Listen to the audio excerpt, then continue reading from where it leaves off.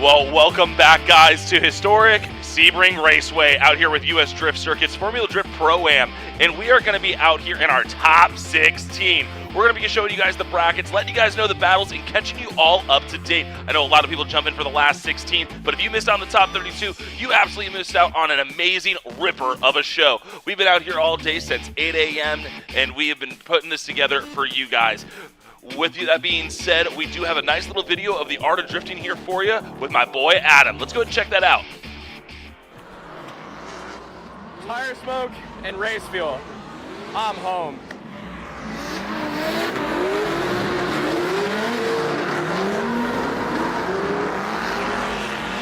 This is why I love drifting.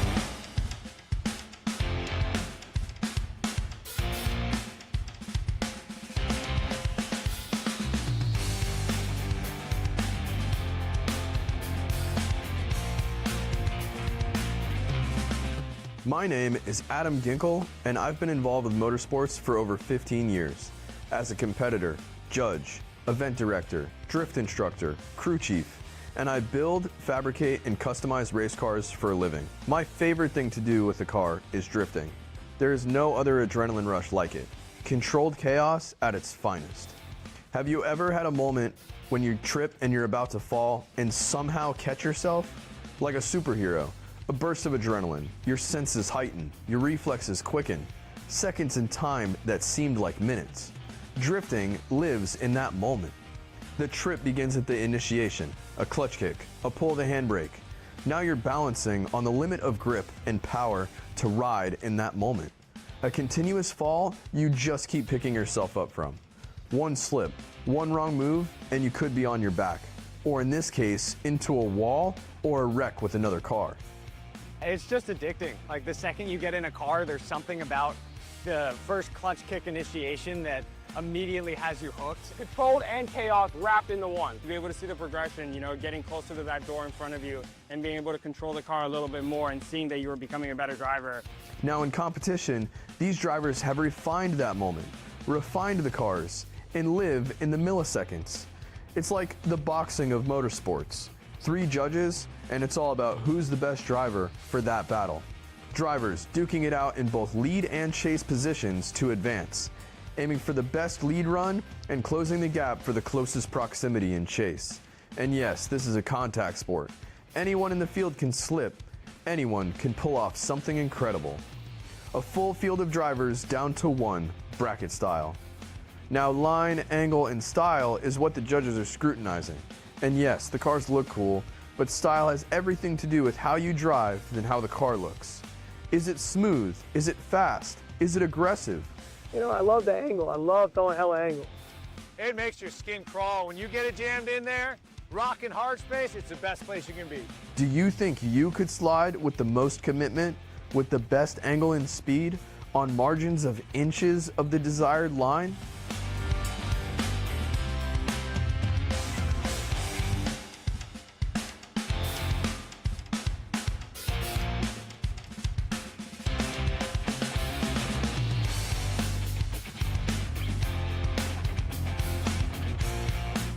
This is the art of drifting.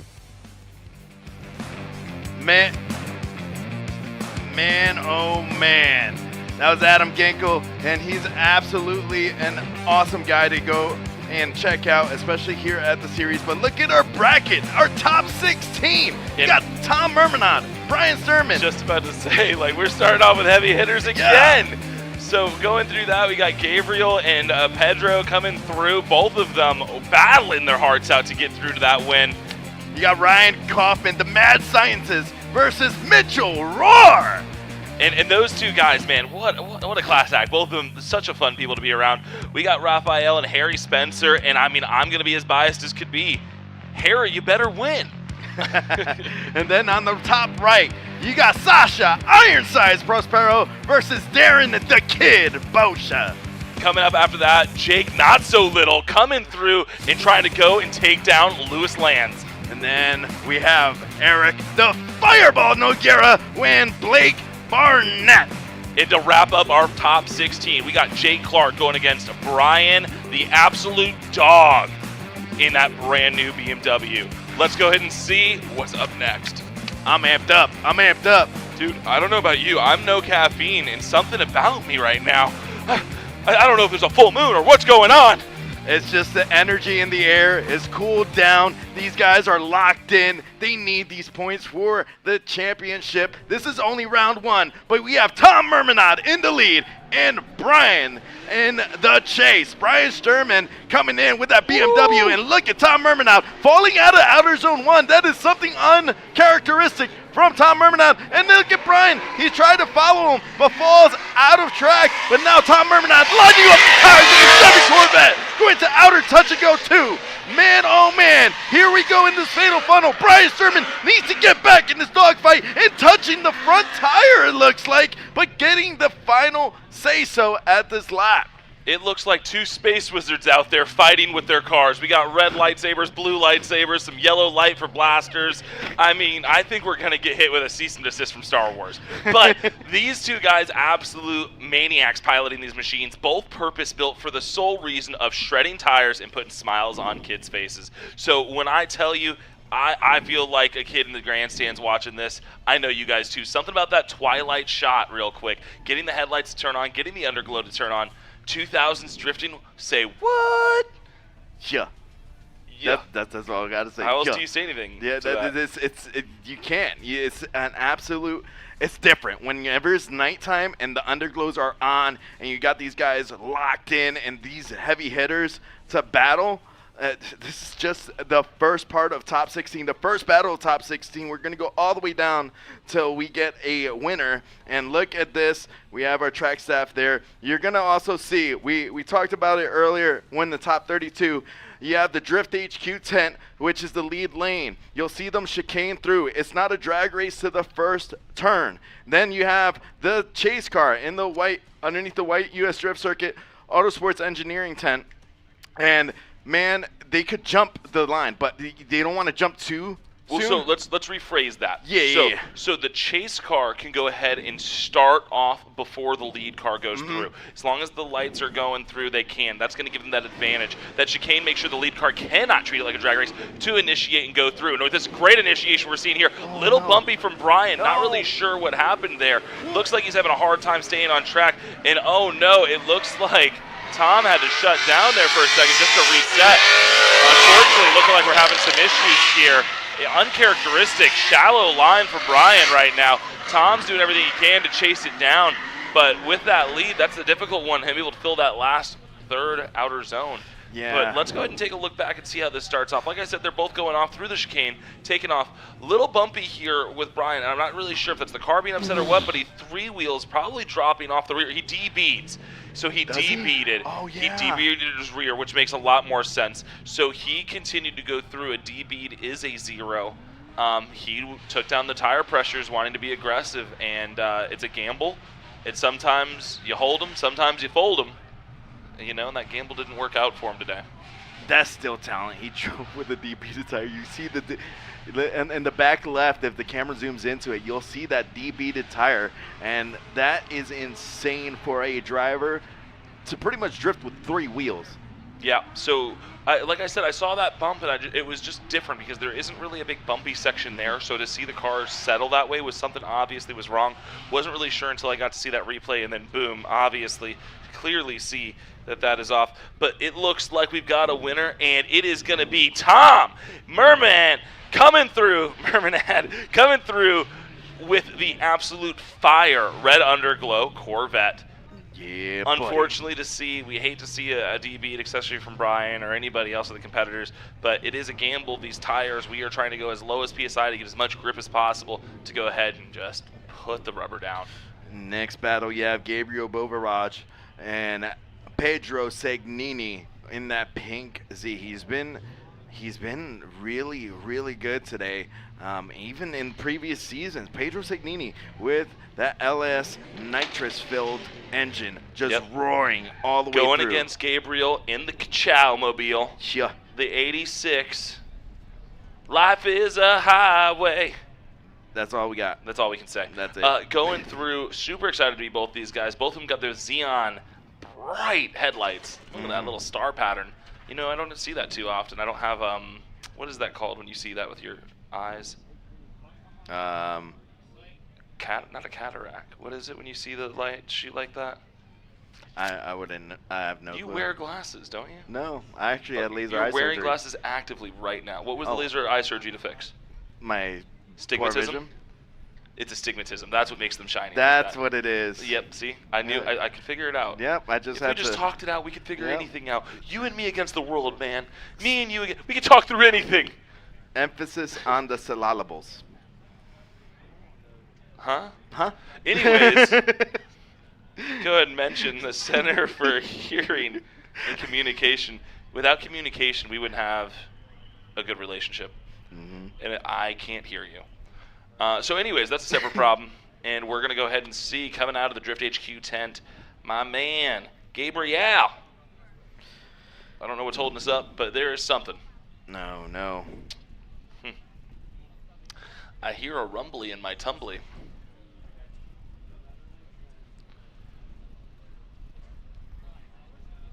All right, so I'm hearing from the guy in the clouds that talks to me sometimes that they are trying to shine some light on the situation, and they have a light tree they are trying to put on track. So we are going to go ahead and take a little breaksy here to manhandle a light tree out here. Yeah, so we can have the track shine bright like a diamond. That was 3 seconds. Who sang that song?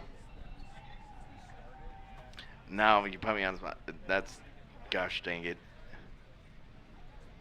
I'm gonna get really roasted. You don't know who sang that song? Who sang the song? Who sang the song?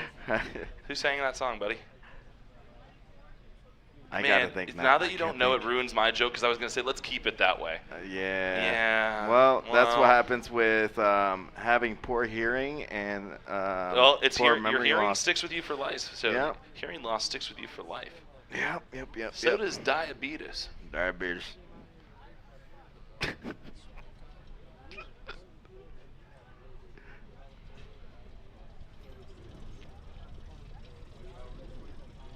Well, let's go ahead and do this. Since we're waiting for this light tree to get light up, let's go ahead and hear from Adam and one of our sponsors.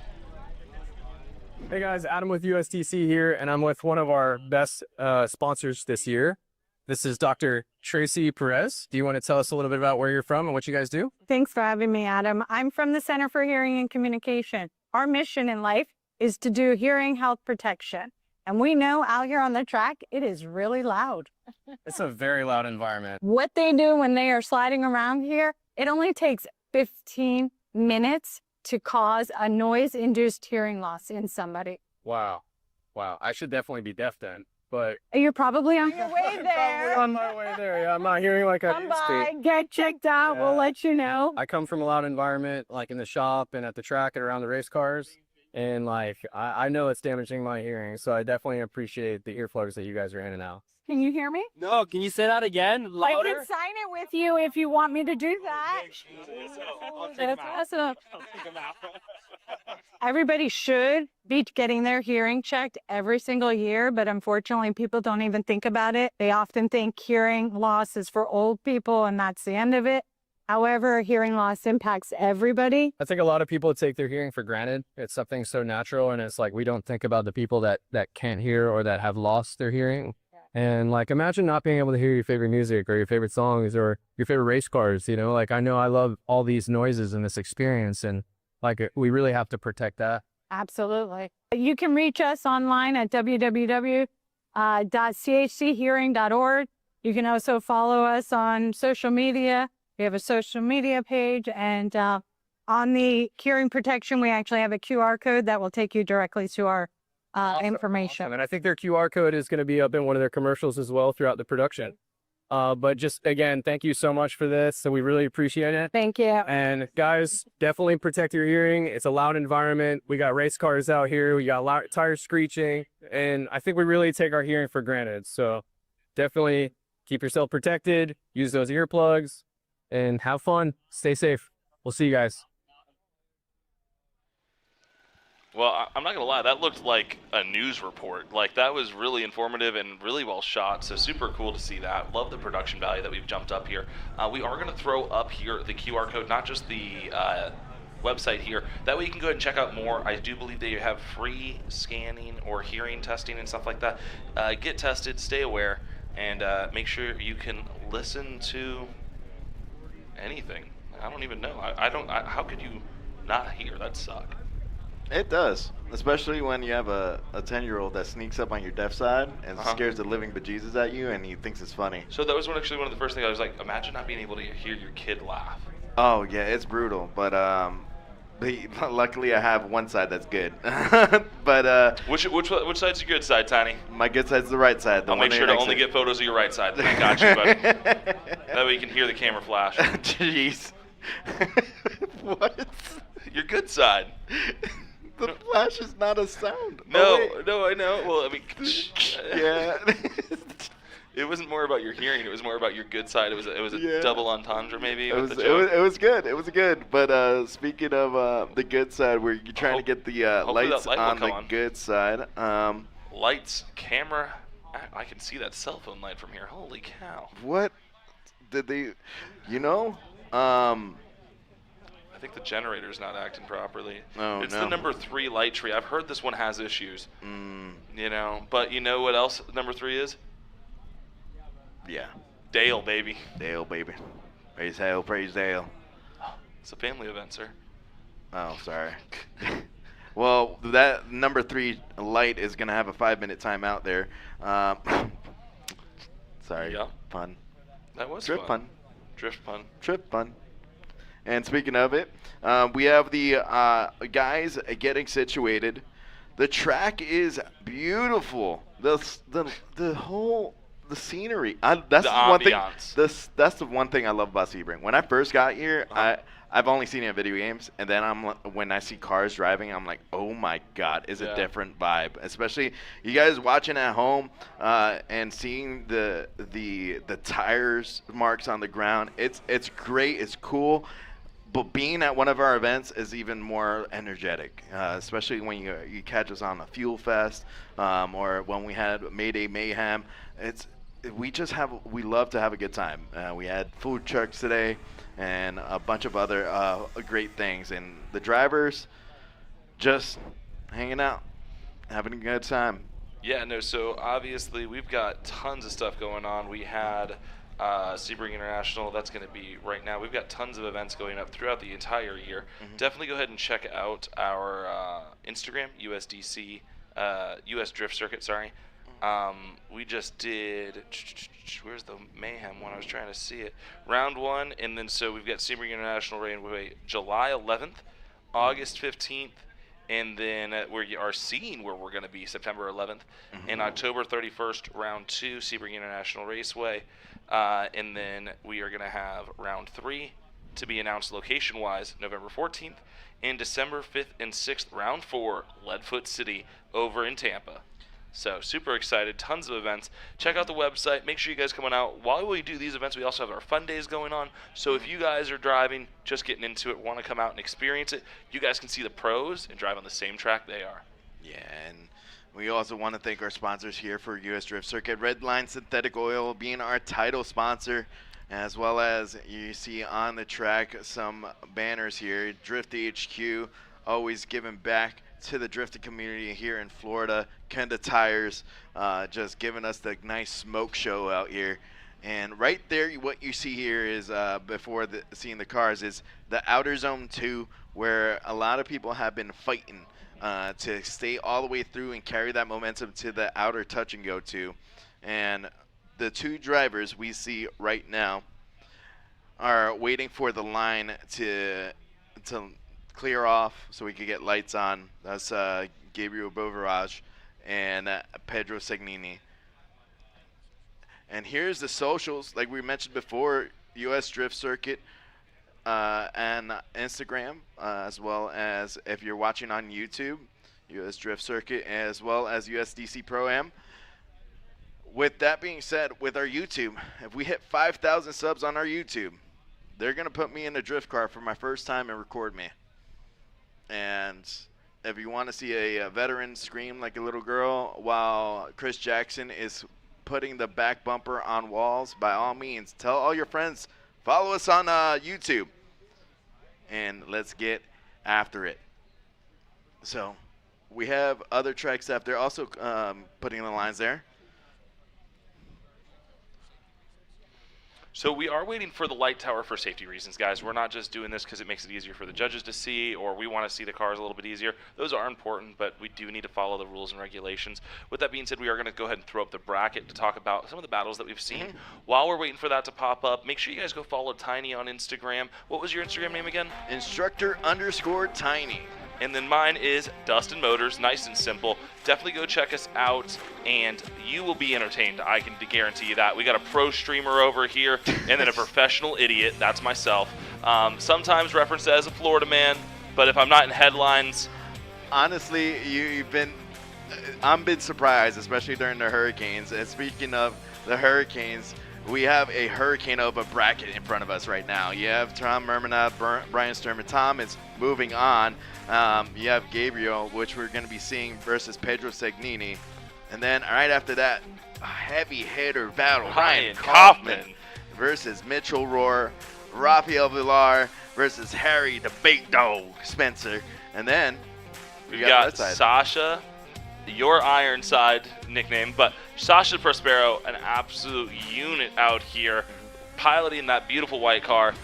Darian Jack going through, man, and he is showing he belongs here. Oh, yeah. Absolutely ripping. Cannot believe the turnaround on that car, and that driving ability has really just been coming out. Had the pleasure of driving with him, and we all knew back then, just sitting at those crappy little tracks going, this guy's going to go somewhere. I was driving before he even had a license. We got Jake Little, not so little, putting it all together, trying to take down Lewis Lands, one of the drivers here that does hold a license. We got Eric Noguera going against Blake Barnett, and when I tell you, it's going to be a fiery action slugfest between those two. We got Jake Clark and Brian Schultz coming through. Brian with that brand new pro car, like I was saying, coming out of North Orlando.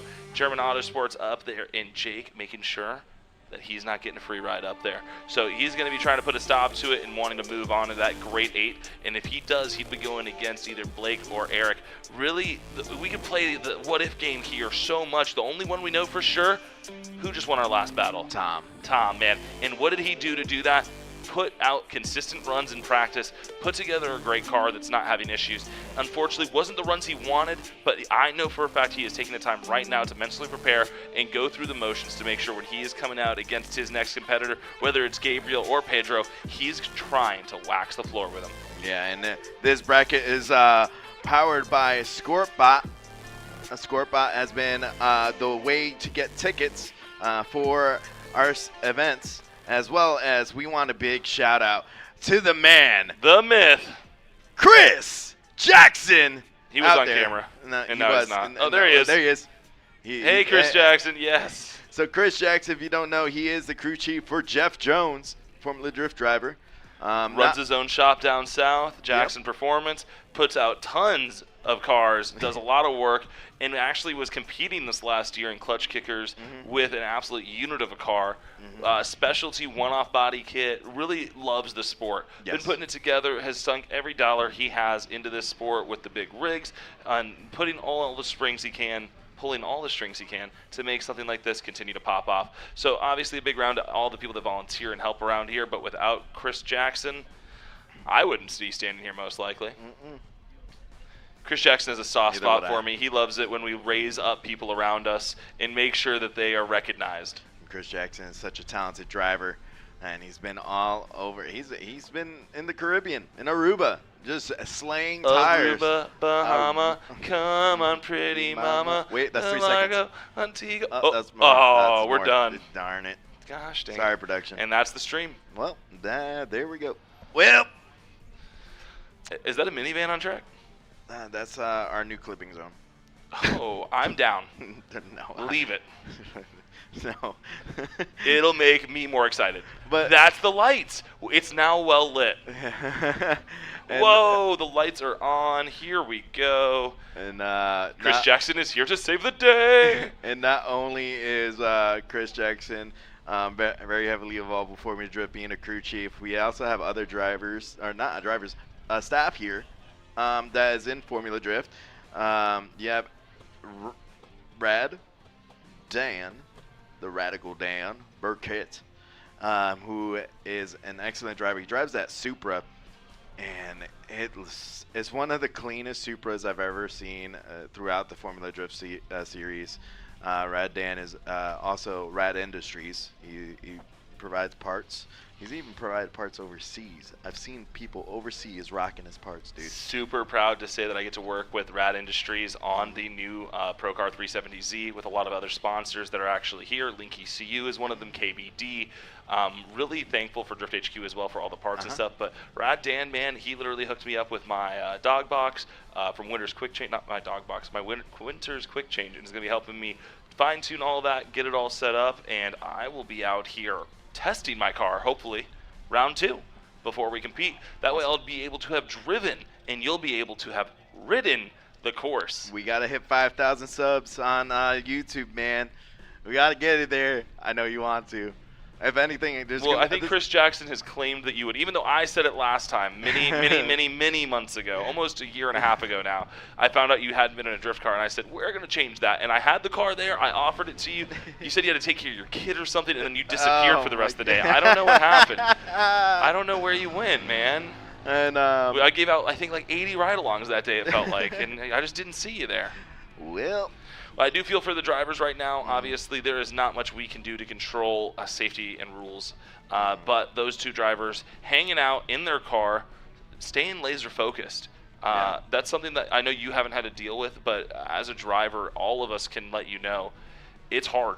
It's difficult to sit in that car ready, and staying locked in. You get in the zone, and that zone, it's kind of like a mana bar. I know you know video games a little bit more, but like an elite focus level, so there's ones where you like aim better or whatever.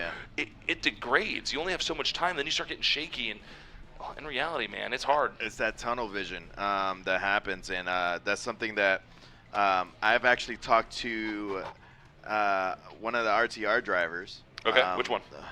Ben Hobson. Okay, there we go. Yeah, I knew who it was. I just wanted you to give him the shout out, you know.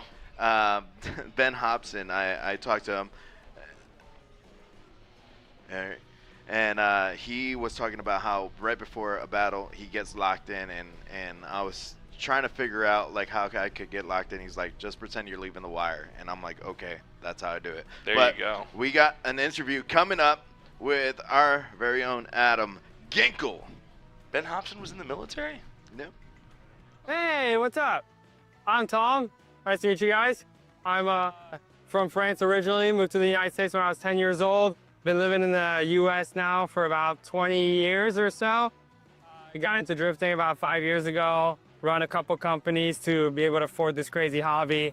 I think what separates me from the other drivers out on track is I'm not technically going out there to win. I have a really good group of people. My best friend Andrew comes out with me, my girlfriend, his girlfriend, and a good group of friends. And we just want to go out there and progress as a driver and drive with people who are also great. And that's kind of our goal, is to just have fun and drive.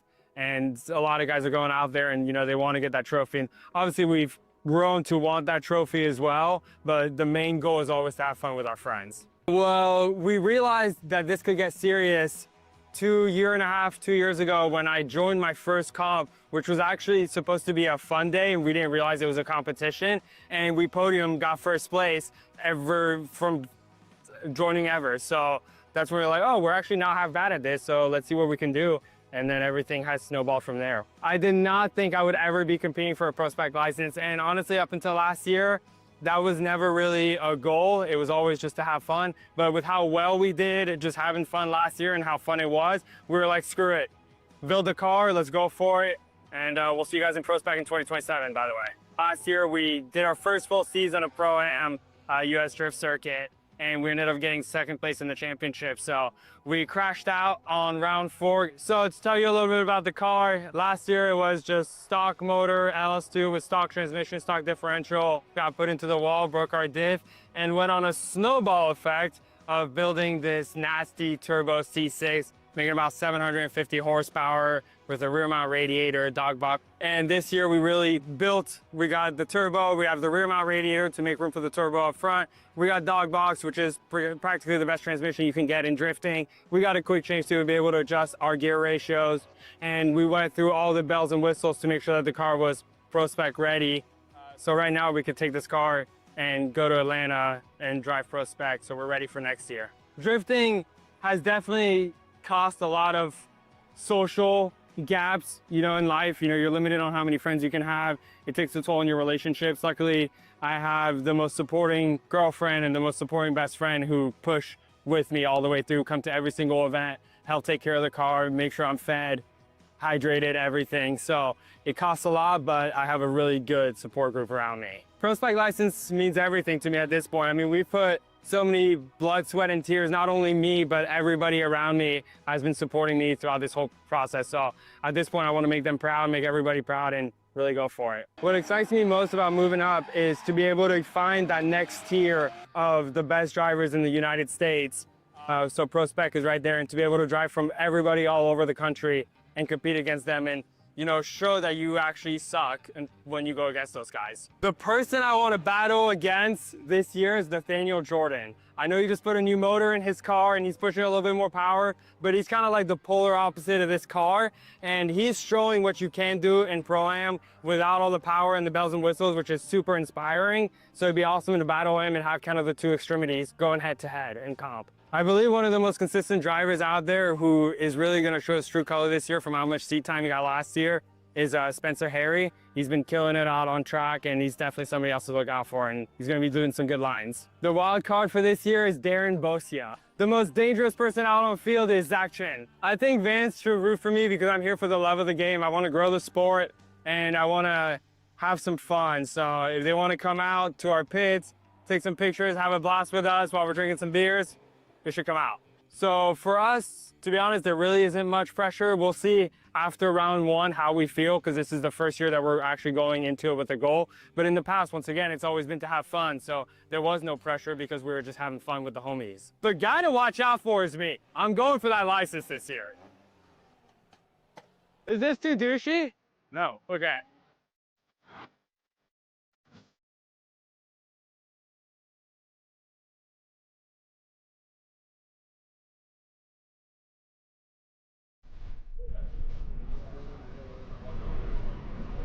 I'm home.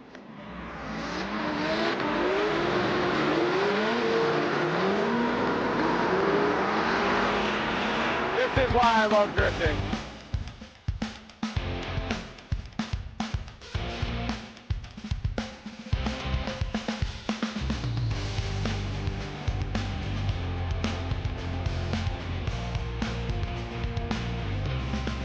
My name is Adam Ginkle, and I've been involved with motorsports for over 15 years. As a competitor, judge, event director, drift instructor, crew chief, and I build, fabricate, and customize race cars for a living. My favorite thing to do with a car is drifting. There is no other adrenaline rush like it. Controlled chaos at its finest. Have you ever had a moment when you trip and you're about to fall and somehow catch yourself? Like a superhero. A burst of adrenaline, your senses heighten, your reflexes quicken, seconds in time that seemed like minutes. Drifting lives in that moment. The trip begins at the initiation, a clutch kick, a pull of the handbrake. Now you're balancing on the limit of grip and power to ride in that moment. A continuous fall you just keep picking yourself up from. One slip, one wrong move, and you could be on your back. Or in this case, into a wall or a wreck with another car. It's just addicting. Like the second you get in a car, there's something about the first clutch kick initiation that immediately has you hooked. Controlled and chaos wrapped into one. To be able to see the progression, you know, getting closer to that door in front of you and being able to control the car a little bit more and seeing that you are becoming a better driver. Now in competition, these drivers have refined that moment, refined the cars, and live in the milliseconds. It's like the boxing of motorsports. 3 judges, and it's all about who's the best driver for that battle. Drivers duking it out in both lead and chase positions to advance, aiming for the best lead run and closing the gap for the closest proximity in chase. And yes, this is a contact sport. Anyone in the field can slip, anyone can pull off something incredible. A full field of drivers down to 1, bracket style. Now line, angle, and style is what the judges are scrutinizing. And yes, the cars look cool, but style has everything to do with how you drive than how the car looks. Is it smooth? Is it fast? Is it aggressive? You know, I love the angle. I love throwing hella angle. It makes your skin crawl. When you get it jammed in there, rocking hard space, it's the best place you can be. Do you think you could slide with the most commitment, with the best angle and speed, on margins of inches of the desired line?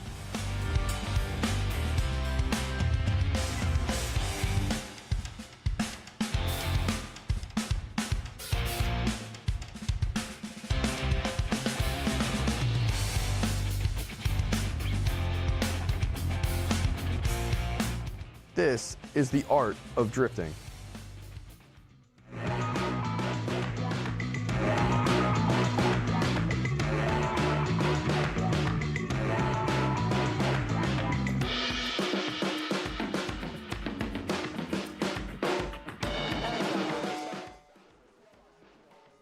Hey guys, Adam with USDC here, and I'm with one of our best sponsors this year.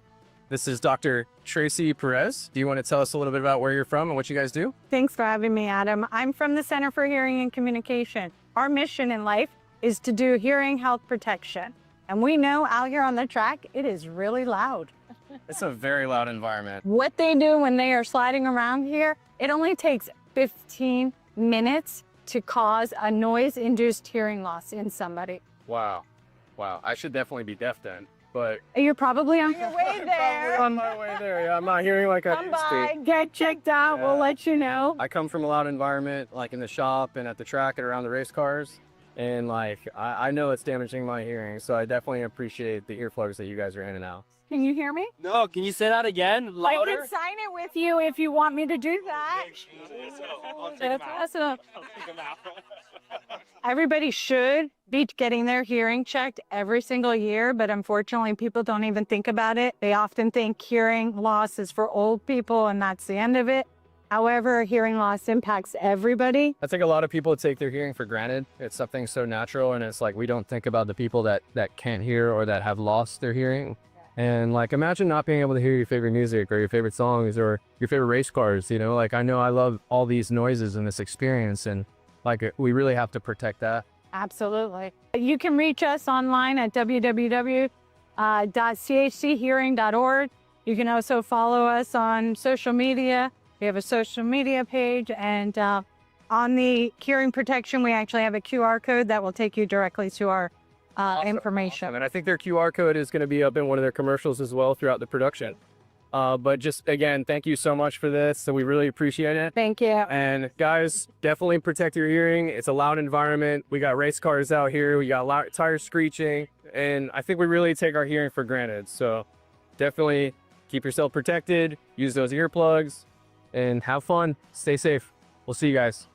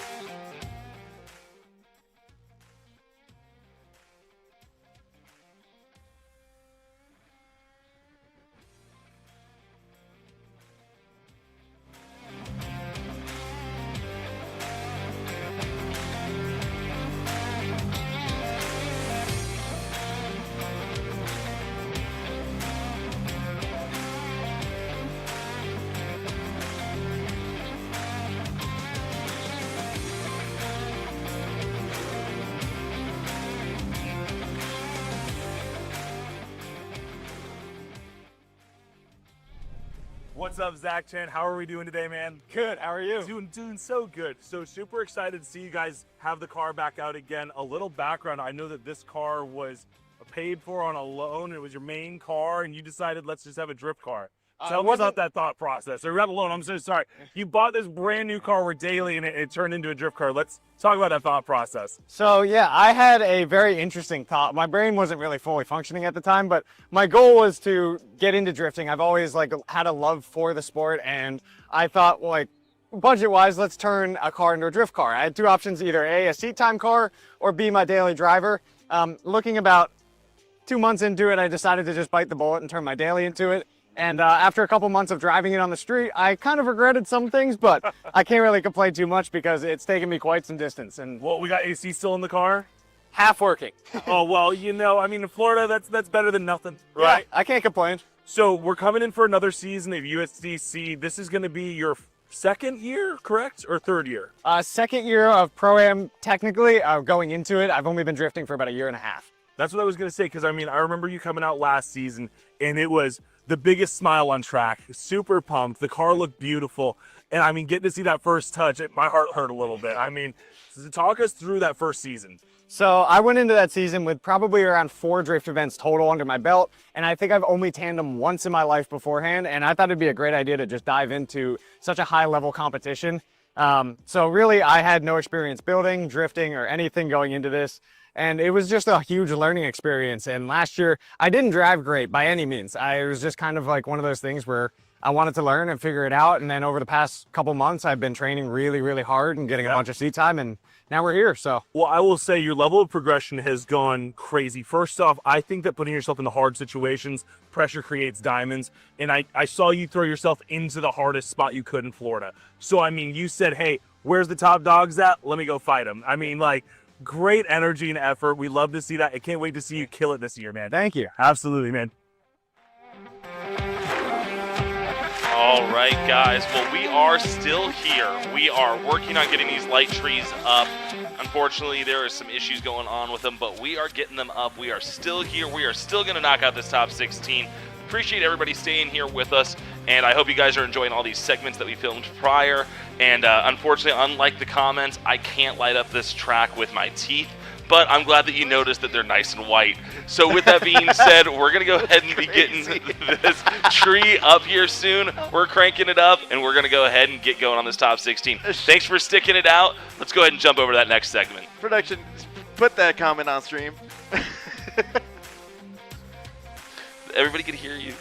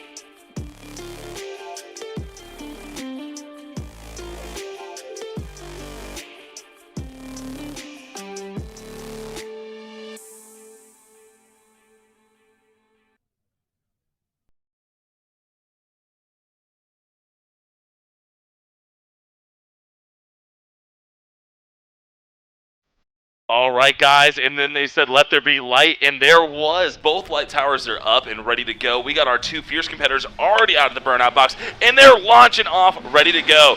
Right back into the action. Pedro on the chase, and oh my goodness, almost slamming into him right off rip, coming through for a ka-chow moment, filling up that outer first zone, coming through for the touch and go, and looking to go ahead and dive in again, doing a great job in the second outer zone. Looking to see what happens here in this touch and go. This has been the fatal funnel for a lot of the drivers. Coming through, not an issue for these guys. Coming through a little bit off on this last zone, but unfortunately for him, Pedro wasn't anywhere but on his door.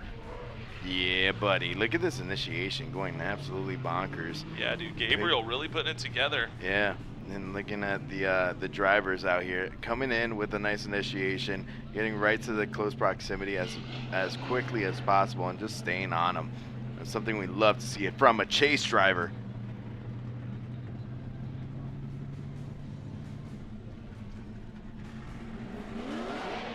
And we got our man Gabe getting back to the line. They're going to be switching sides. Pedro Segnini in the lead. Gabe in the chase. So love to see it. Love everybody on the chat there. Obviously, I was talking about the chat live stream on Facebook.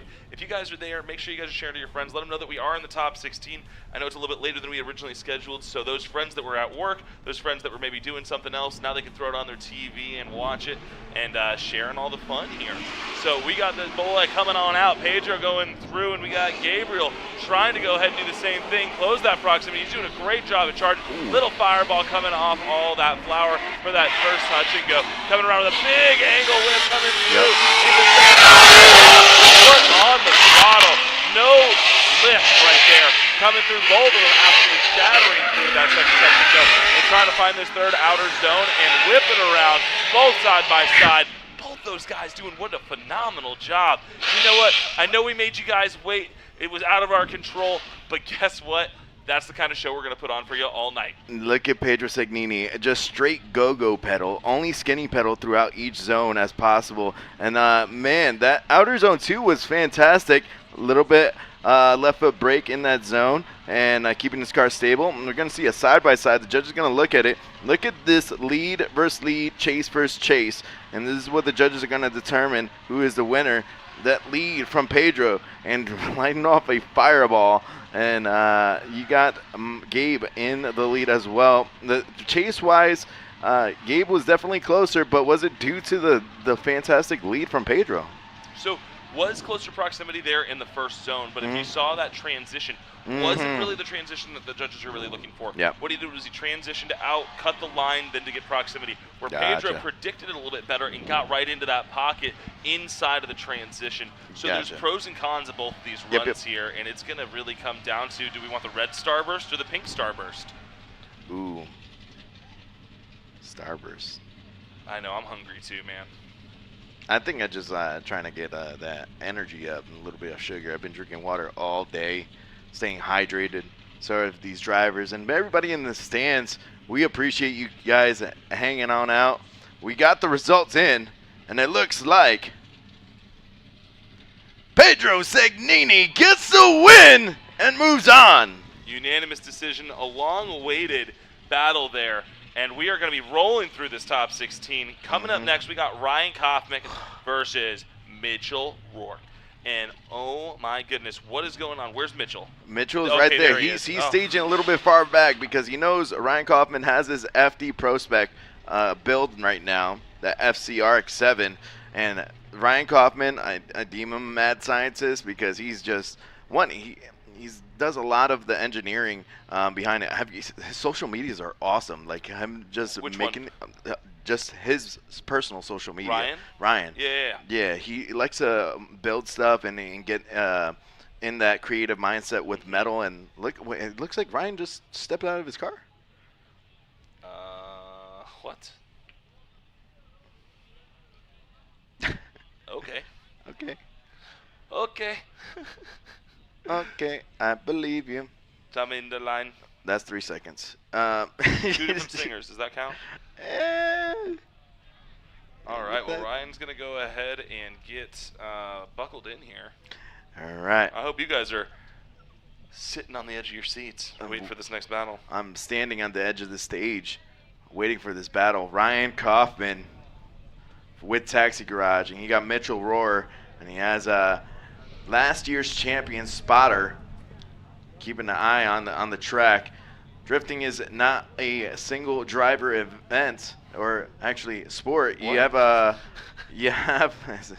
It's been a long day. Yeah, the heat's gotten to Tiny. He's still wearing his sunglasses at night. I love that song. But we have the lights on. Unfortunately, yeah, I did tell you I had laser eye surgery. I get sensitive to these type of lights. But look at that. We had a sunset earlier, and now it's just a dark sky with the palm trees lit up. Sebring's such a beautiful track to be at. Have a bunch of cool events like the 12-hour, and that event gets popping. Supposedly, it's like the whole track is filled as well. But it looks like they're getting the points from each driver. Yep, got thumbs up. Here are the lights. Wait for them to extinguish. And this is our first lap. Ryan Kaufman versus Mitchell Rohr. Yeah, Mitchell Rohr roaring out there with that lead like you were talking about. And I don't know how much good it did because Ryan just put on the afterburners or something and started running away as soon as he went sideways. Coming through, absolutely keeping up though with Ryan. Mitchell saying, I'm going to be here. Coming through, looking for this touch and go. And Ryan with a little shimmy to make sure it happens.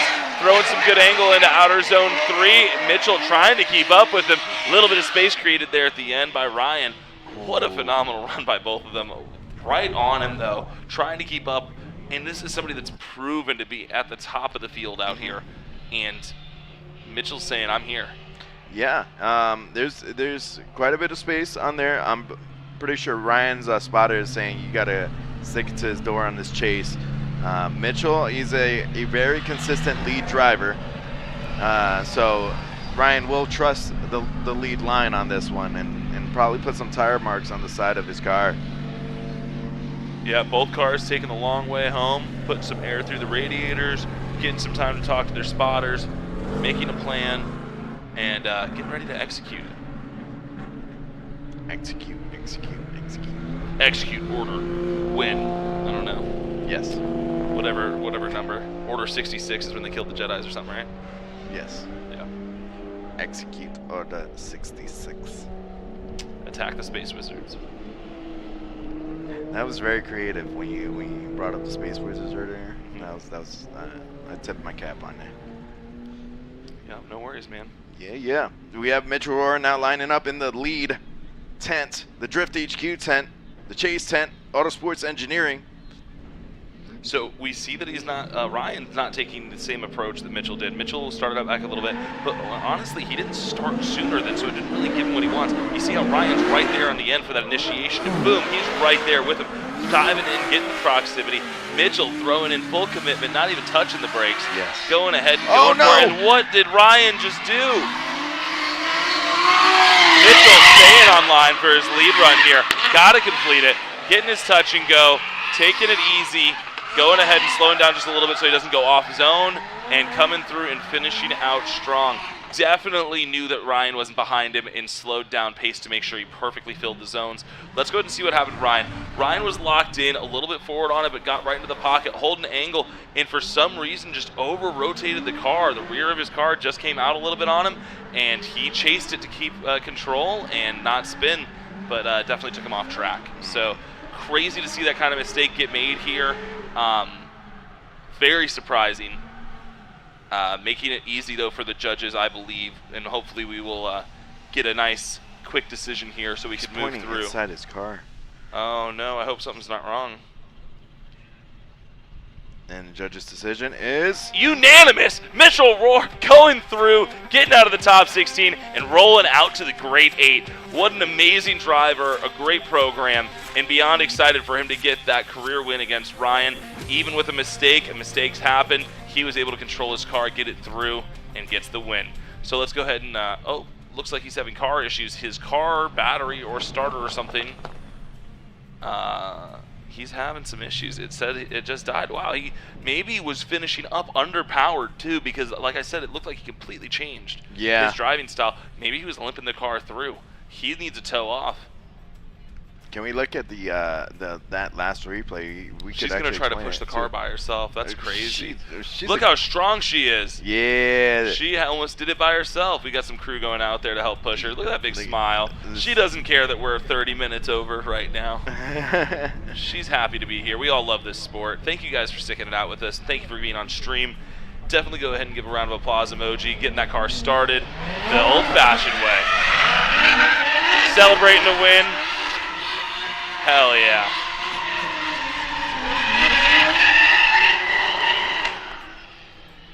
There you go. Ooh, little fire at the end there.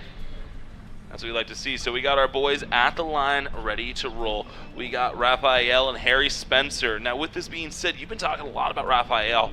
Let's get us inside his head a little bit. You know a little bit more. He got that car. That's Colette's old car that he's acquired, right? Oh, I'm so sorry. No, so you're thinking of I can't think of his name. I'm pretty sure. Chris Duplessis, maybe. Well, Pretty sure it is. Yeah, actually, you might be right on it. We We could tell by the roll cage when he comes by. The one that's highlighter. Yeah. Right there that you can see. Yeah. Yep. So that's Rafael Villar. He did crash in. Actually, both of these drivers had damages on their car on Mayday Mayhem, and they got the cars back up. Oh, I'm thinking of Zaupa, maybe. Yeah, you're right. Yeah, Marcio Zaupa. You know that's what? it was. When you're wrong, and I'll. Here we go. Rafael Villar in the lead, coming in with a nice skinny flick going into that first out of zone. But here comes Harry, the big dog Spencer. He's trying to take a bite out of the door, but he's losing proximity.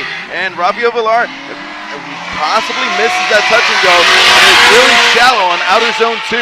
Now he's going to angle up. Oh my goodness. Huge angle up from Rafael Villar going to outer zone 3. Oh my goodness. Held it together. The WoW Motorsports cars, sorry, they just very similar. It's not even the right Corvette. It's not even the right year. I'm crazy. I'm delusional. But anyways, going through, I don't know how he saved that. Nah. So outside of second zone, see a little bit of a bobble, see him come in with a lot of speed and almost loop the car in this touch and go, and just saves it. Doing a great job, just touching the edge of the barrier, or the area that he's allowed. Now we're going to go ahead and see what Spencer can do. Harry claiming to be the big dog. Let's get that chomp down here. Rocking the Kansei Wheels, one of our sponsors here. Clean wheels going on there. Chrome will get you home. Yeah. I'm a big fan of the chrome wheels. Chromies? Oh, there you go. Chrome wheels on the old car, chrome wheels on the new car. Here we go. We got Harry Spencer now in the lead. Chrome on the inside, chrome on the outside. Waiting for the track to clear real quick. He had to clean up some cones.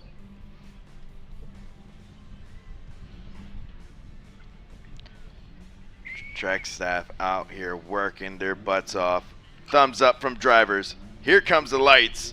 Harry Spencer in the lead. Rafael Villar in the chase.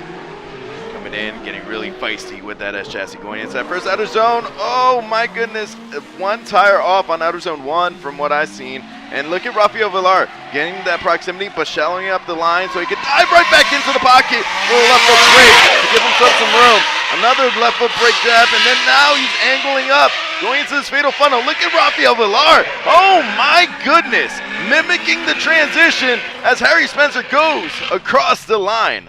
Yeah, no, Harry Spencer with a lot of speed off rip, but unfortunately throwing a tire off, having to go ahead and check up the car, try to make sure it slows down so he gets it, and it allowed him to get into that pocket, and he just never left. He said, I like it here. It's cozy. I'm going to stay. Harry throwing off another tire here in zone 2, coming around, trying to find this touch and go, and jumping on the inside a little bit for Raphael, but it worked out in his favor and was able to do a great transition there and stay on the door. So really good job, technical driving. Love to see it. We do have some fog setting in. We were talking about that earlier. All right, they're going to pull the cars up here. The judges are going to go ahead and judge. Results are coming on up, and let's see. And it is Raphael getting advanced. All judges say so. I hear the cheering. I hear the excitement in the crowd. Definitely a hard-fought battle there. Not what Harry was looking for, but I know that he knows that he did what he needed to do out there. Has a lot of notes to go ahead and take home, and he is going to come back better and stronger than ever. But Raphael getting to move to that great 8 out of the top 16, doing a phenomenal job. Now we're going to go ahead and jump over to the other side of the bracket, and we're going to go ahead and check out Senor Prospero. Yeah. Sasha Ironsides Prospero, man. Our boy Darren. Here comes Sasha in the lead. And Darren the Kid Boscia in the chase. And look at Darren, unfazed by the seasoned veteran of US Drift Circuit. The Kid is right there, letting him know, I'm going to fight you and try to get this win. And Sasha Prospero unfazed. Like I said, Ironsides is not backing down and letting this kid have any leverage on this battle. Oh my God. I don't know what you're talking about. He threw down a great lead run, and there's no doubt about that. But Darren was on the attack the entire time.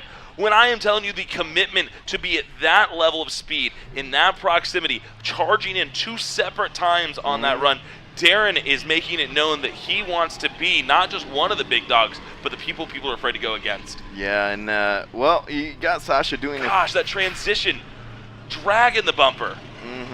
If Sasha had a bumper, he would have taken it off. Control, Alt, Delete. What a kid, man. Holy cow.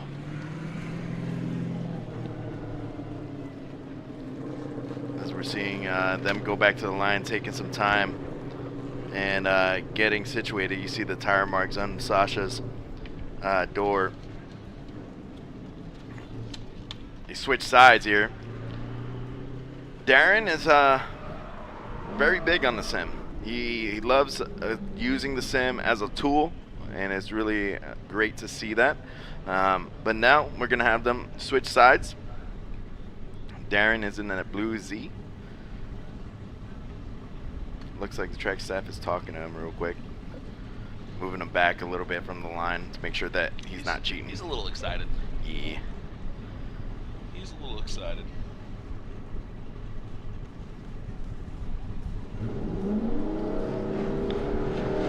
Here he comes. Lights extinguished. Darren in the lead. Sasha coming from behind. Sasha not giving an ounce of space. Sticking right to him and doing a big charge and a bobble. Trying to go ahead and keep that proximity, coming around, chasing Darren down. Darren's going to go ahead and get that touch and go. Trying to find that outer zone 2 and getting there. Sasha finding his door and sticking to it. Going a little on the inside and giving some space. Goes ahead and lets that transition happen on the power. Chasing Darren down. Darren going a little outside on outside zone 3 and Sasha sticking in the angle. Wow. Now, looking at this replay, man, Sasha is just so talented, but also Darren. Well, you look at Darren, just committed everywhere he's going. Little to no corrections, a little bit of an angle up there. You do see some twitching of the wheels. I don't think it's much of the sawing of the wheel, like we were talking about during the seating bracket, but this is going to be a tough one for the judges.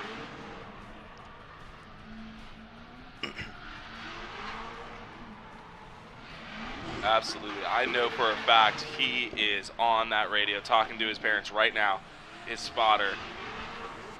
Let's see. Let's see. What do the judges think? Holy cow! Darren gets the win in the 350Z, beating Sasha Prospero. Sasha Prospero, a known driver out here, one of the best in the field, and Darren coming out on his debut with his car in USDC and getting the win. Moving into the top 8, putting them into elite level out here. Kid earns it, man. Putting in the work. He even when his car is down, he's also helping out USDC and being a staff. During other events, he'll be out there on the track just making sure the cones are up or clearing off debris. Stealing someone's crazy cart. Stealing someone's crazy cart. Causing problems. Yeah. Being a nuisance. And now we have Jake Little versus Luis El Gato Lanz. Little coming off the line strong, looking for a win here against Lewis in this lead. He wants to do a perfect run, getting some big angle in here, trying to fill that zone, but not quite finding it. Lewis looking like he's got some issues where he's just kind of charging and coming back and forth, not really sure what's going on. But great transition and expecting him to be on an outside line where he is just not. Going through this outer zone, big angle. Jake really trying to find the zones, but not succeeding, but finding it here in this third and outer zone, and Lewis falls right into the pocket there. What that was Lewis expecting a further out run, expecting to be deeper into the pocket or deeper into the zones, and he was shallow, and that's where these corrections you're seeing from Lewis are from. So right here, he's expecting to be further in there, and see how he's not in the zone at all? That's why Lewis looks like he's having to make all these corrections, because he is. So it's hard. He knows where the car should be, but let alone it's not there. So it's not, you can't just expect them to be where they're supposed to be. He needs to chase that car. Yeah. So that's part of the hard part of drifting. Yeah, and now we're going to have them switch sides.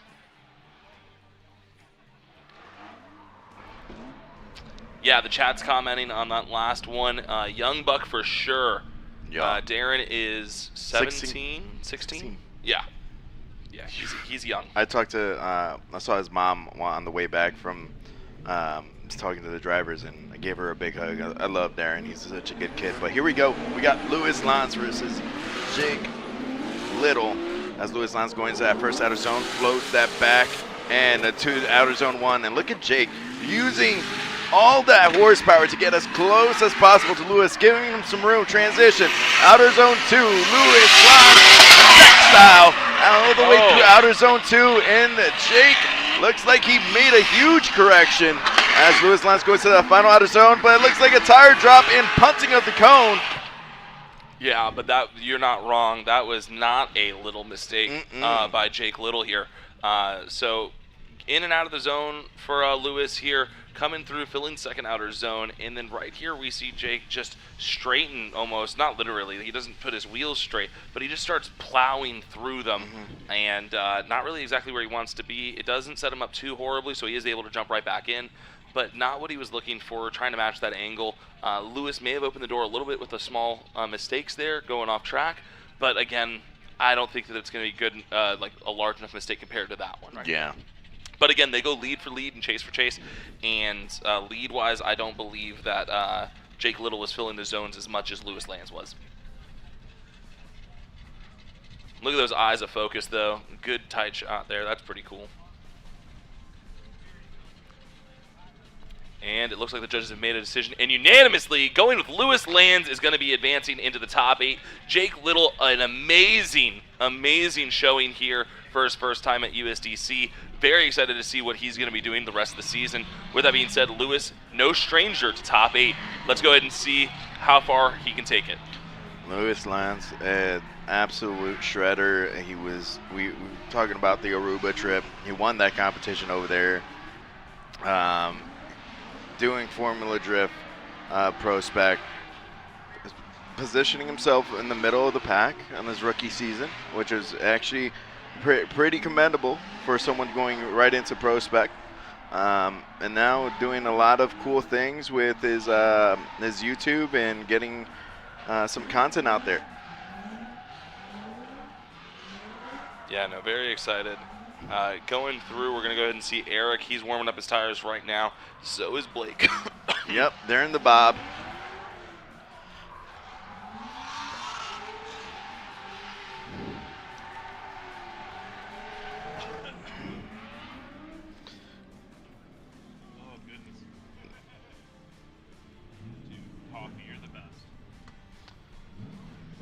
Here we go. We have Eric the Fireball Noguera and Blake Barnett. Eric the Fireball Noguera got his nickname during the same time of night 3 years ago. Let's see how he performs out here. Backfiring, and he flicks that Corvette into outer zone 1, falls out of the zone, but then keeps lighting off the tire, and huge fireball from the Noguera going into outer zone 2. told you, fireball for a reason, lighting up the track, lighting up the night with that Chevy Corvette, transitioning to the final outer zone. Absolutely maniacal from both of these drivers. Eric putting down a lead run so that Blake really can just dive in here. Seeing the confidence off rip, coming through with great angle on initiation. Blake trying to match it, not throwing quite as much, but going ahead and use it to gain some proximity here. Going in a little bit of a dirt drop and some fire, and that leads right into this touch and go. And what a background, man, that's going to get clipped for sure. Doing a great job hanging out in the smoke, coming around, not letting it phase him at all. Blake doing a great job getting into the second outer zone. Eric throwing fireballs like his nickname suggests. Both of them doing a good job. And then right here is where I really think Blake does a great job setting himself up for this transition, just hanging out a little bit late and then just boom, right in there, throwing tons of angle to try to match Eric, and does a great job getting across the line. Oh man, he gets me so excited. My son loves Eric Nogueira, and he always like, oh, it's fireball running tonight, and I made him that nickname for a reason. You guys saw it. It was absolutely crazy. It's great to see the excitement from the drivers whenever they go on the track. Yeah, no, for sure. Gonna go ahead and throw up a replay here for you guys. Oh, this is a good one. First outer zone, you can see how he's not quite in the zone. Goes to a little bit deeper and then just finds the track limits. Fireball. All right, that was 3 seconds, right? Yeah, I don't know. Mr. Worldwide seems pretty chill. He might let us use the song. Man. Now we have them switch sides. Blake Barnett in the lead. Eric the Fireball Nogueira in the chase. Eric coming more of like a straight line approach as Blake, and another fireball from Eric Nogueira, letting the style go. And man, he's getting that proximity right there, diving forward into the pocket. And here's Blake Barnett going down to a little left foot break from Nogueira, angling up and still letting off those tires. Here comes the fatal funnel as they're going into the final outer zone. Eric is on a tear. Yeah, it's crazy out at night where you can just see that car backfiring crazy. It is super rich. He is pedal down all the way. Coming through looking for that angle. He goes on a little bit on the outside for that. Man, I thought he was going to go off track there for a second. Makes the correction, goes ahead and finds it, grabs the handbrake, tries to make sure it's going through. Goes here in the second outer zone, goes ahead and fills it through. Eric just trying to stick with him, doing a great job, matching angle coming up into the second touch and go. And transition, phenomenal, nice flick. Doing a great job. I'm so giddy.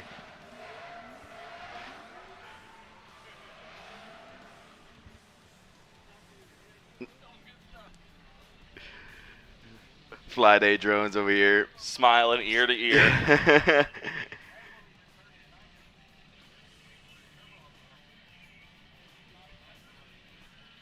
And we have Specimen FPV as well, flying drones today.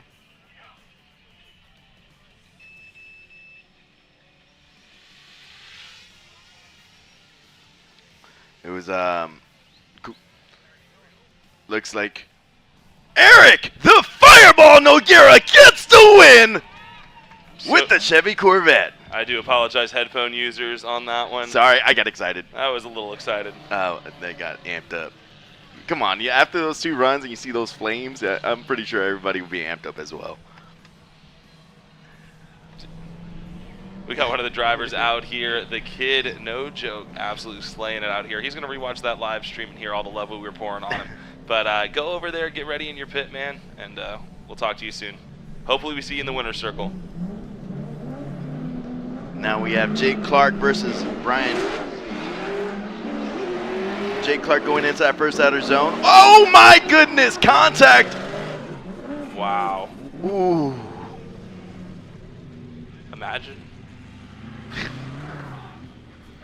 Goodness. Good.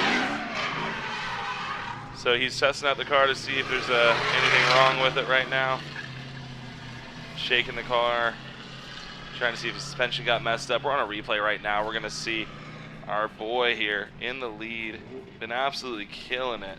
Jake Clark throws out some angle, but slows down enough to where Brian just absolutely runs into him, front of the car, putting some on his front wheel here, and tries to save it as he might, but straightens out.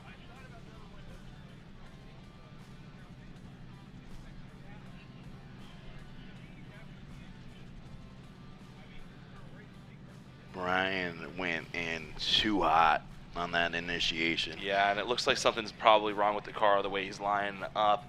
Jake Clark not feeling comfortable with the car. Judges are looking at the angle. Yeah, just came in a little too hot. Judges are going to obviously look and see if the lead car did anything to have caused this. You know, slowed down way too much, decel or whatever. I think Brian was just coming in a little too hot.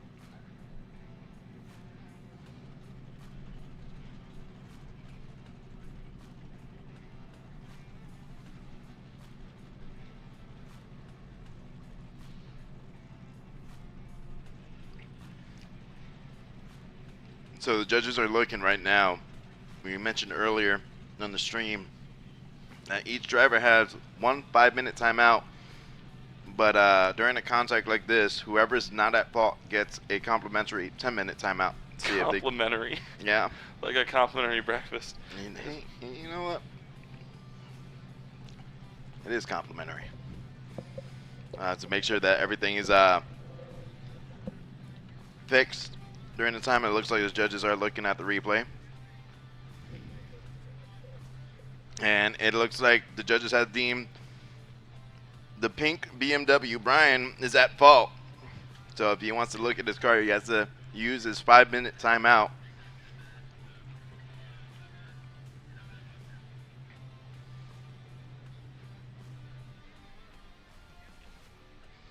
And we're getting some word from the track staff and seeing what's what the drivers are going to do.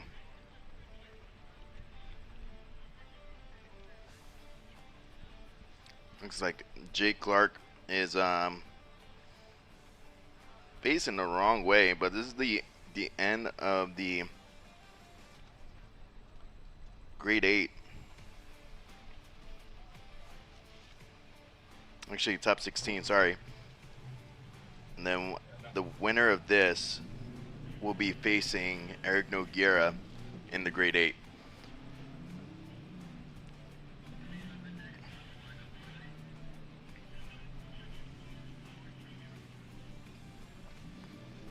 Man, that car's beat up. So Brian is going to possibly use his 5-minute. That's 5 minutes to fix his car. And Jake will get 10 minutes to look over his car, get everything situated.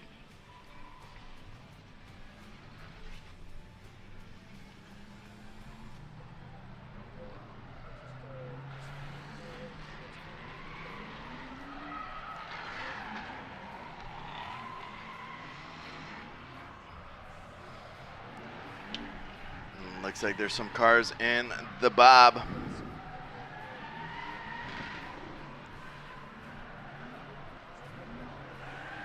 And we're gonna hear a quick video from Adam for a drift car breakdown. What's the difference between a drift car and a regular car, you might be asking? Well, I'll start under the bumpers.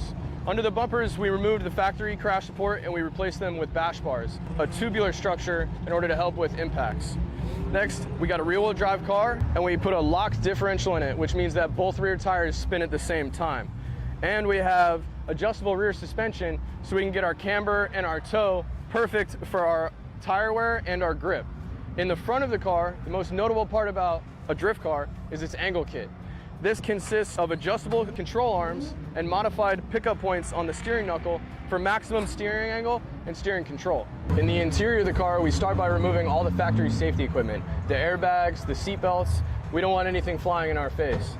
We replace that basically with our roll cage. So this roll cage surrounds the driver and goes out to the doors to save you from any impacts. Then most notably inside of the interior of the drift car is the handbrake. The handbrake is only connected to the rear wheels so that you can lock the rear wheels up to initiate it or control a drift. Then we have the rest of our safety equipment. We have a bucket racing seat and a 6-point racing harness that holds you securely in the car. And then finally, we finish it off with a removable steering wheel for maximum control and slide.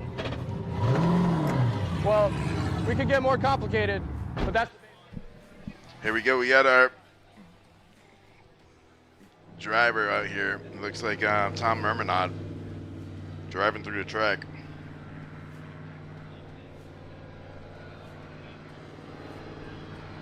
Tom Mermanot will be battling Pedro Segnini.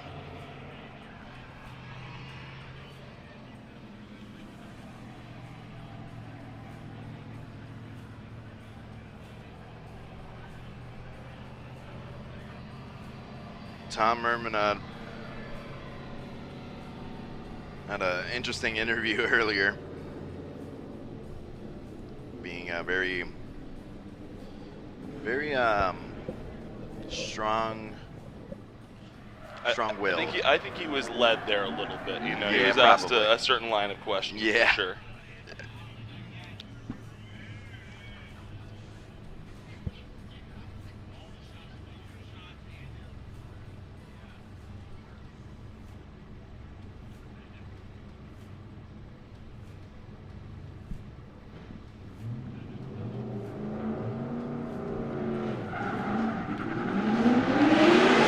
Go.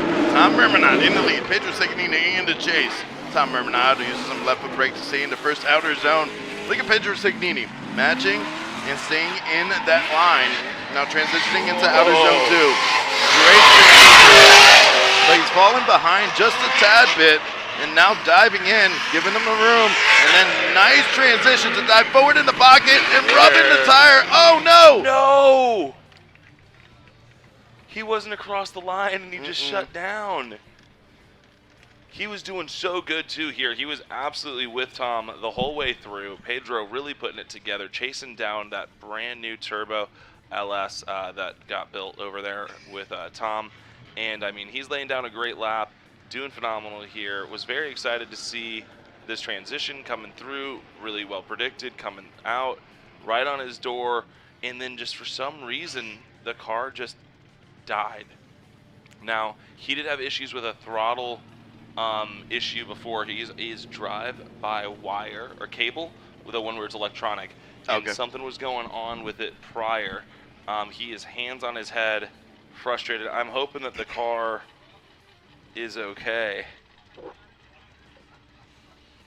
But man, the amount of effort and energy he's put in, and to have the car just give out on him, because that's what it looks like it did.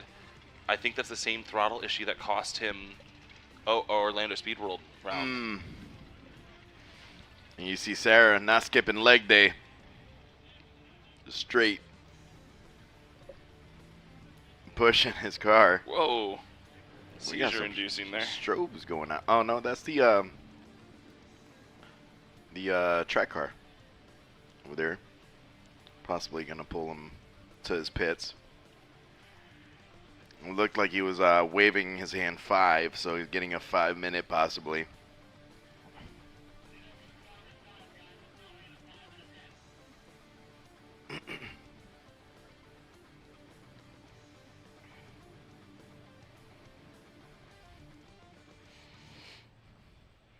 So Lincoln, at all that's going on,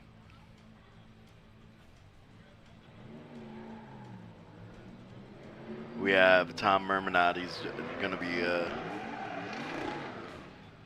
turning around, going back to his pit.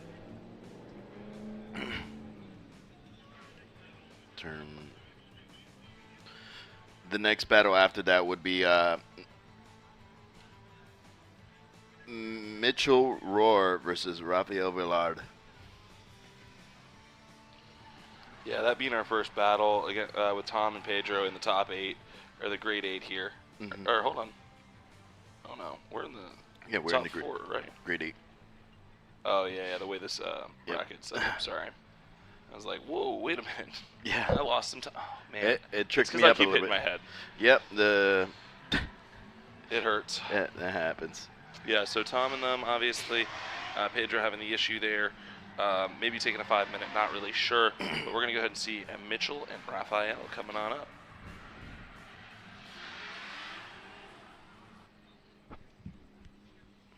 See that red line synthetic oil tent has been covering our heads throughout the sun and beating Dustin's head whenever he walks. Yeah, this tent's been hitting me. Here we go. Mitchell Rohr in the lead. Raphael Villard in the chase. BMW, Chevy Corvette.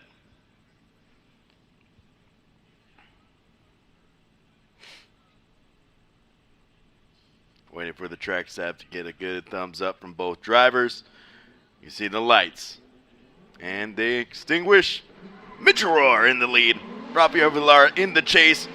Let's see what Mitchell does if he's going to roar through the track. And man, he is struggling to get that nice line to that first outer zone. Let's see if he gets that touch and go. He does. He hits outer zone 1, touch and go, and then misses outer zone 2. Outer touch and go 2. Oh no, he looped it.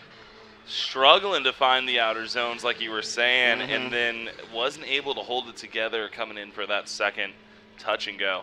Unfortunate to see, definitely out of characteristics here for Mitchell, with especially with how he's been driving today.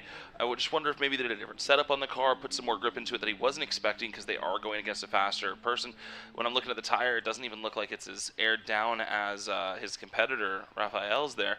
But, yeah, just something keeping him in the center of the track. Oof, that was a close one. Yeah, good job by Raphael to predict that and see it and shut the car down. And now we have them switching sides. Lights go red and extinguish. Raphael Villard in the lead. Mitchell Rohr in the chase. Raphael, oh! That was a late initiation, possibly, going to that first outer zone. Raphael Villard is hitting the outer touch and go 1. Going to outer zone 2, able to fill that all the way out. Now to touch and go 2. Great job in the final outer zone. Raphael Villard is there in each zone as best as possible. That initiation is something that we have to look at. Yeah, man, that's. Oh, understeered it looks like, right? Yeah, I'm trying to think. Maybe the track's just cooled down so much that what they've been dealing with all day with the heat is just a little bit different. I mean, because that's 2 drivers that have been putting it together in the zones back to back, doing the exact same thing. So.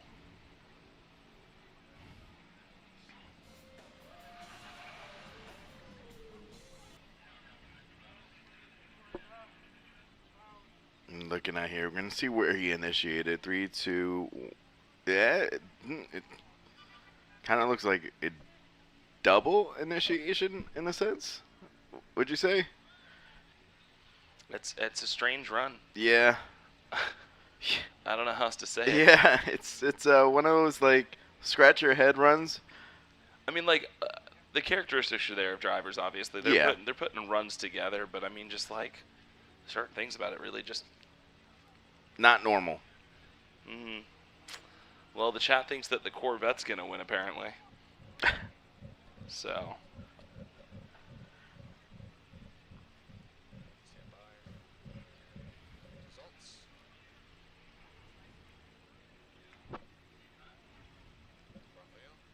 All right, and it looks like, I believe, a unanimous decision for Raphael in the Corvette to get the win.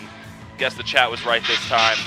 So, gotta go ahead and let the LS sing the new sound of my people. No more VQ sounds I'm gonna force down everybody's ears. You know, that's where everybody needed some earplugs.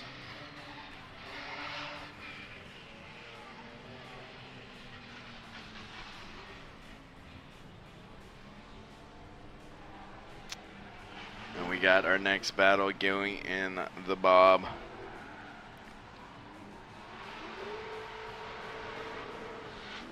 Yep, should be Darren Boscia. Yeah, Darren, man, and against Lewis Lands. He hasn't had an easy bracket. No. He hasn't. No, let's just talk about it real quick. So we're coming from a Prospero, right? Sasha Prospero, and then had to take out Steely as well. Yeah. I mean, boy's been working for it. And now Lewis lands to get into the finals here. Let's see if he's able to pull it off. Definitely a good-looking Z. Good-looking BMW. Blue cars. I like blue. Yeah, that's your favorite color? Not my favorite color. No. No, purple, pink. Okay. Kind of in there. That's my favorite for sure. Gotcha. Well, here we go. Darren the Kid Boscia versus Luis El Gato Lanz. Here we go. Z versus BMW. Darren coming in with a nice initiation. Look at Luis trying to say right there. Match angle. Use some left foot brake. Rubbing the tire on the door of Darren the Kid Boscia as they're going to outer zone 2. Luis Lanz is letting them know, hey, you have to get through me, as he is rubbing that tire on that door on that power alley, and now going to this final outer zone. Luis Lanz being super aggressive. Lewis lands all over him, and he didn't flinch one bit. Goes to a pretty good angle here. Not a big correction, but a little one right there to just get really lasered into that zone. And Lewis took every advantage he could with it and just got that proximity up. Coming to this second outer zone. Not a bobble. Just holding it in. Gets out of the zone a little early, but that's okay. Coming around to find the touch and go. And through the smoke, you guys can't see, but when we had the overview, like, Lewis was all over him. Phenomenal job by both of them. Oh no. Lewis's car is turned off. Lewis, no parking there. You can't park there. Can't park there. Everybody in the chat, go ahead and just put you can't park there.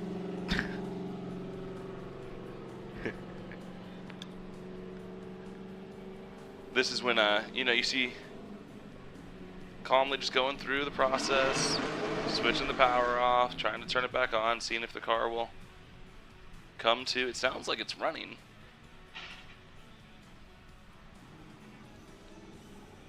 Did he just turn off his lights and start? I think he's limping it. I don't know if he lost power and he's running off the alternator or what's going on, but it looks like it might be in a limp mode. Definitely not responding to throttle very well because he just put the throttle down and it didn't really do anything. What is going on?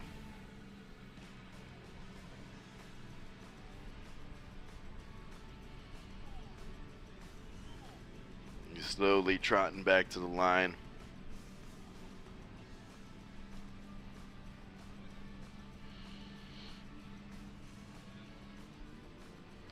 Someone in the chat, you can park there, bud. That's funny. Not really sure what's going on with Lewis here. Track staff trying to figure it out. Maybe he's trying to get in Darren's head. Look at the heat coming off the cars.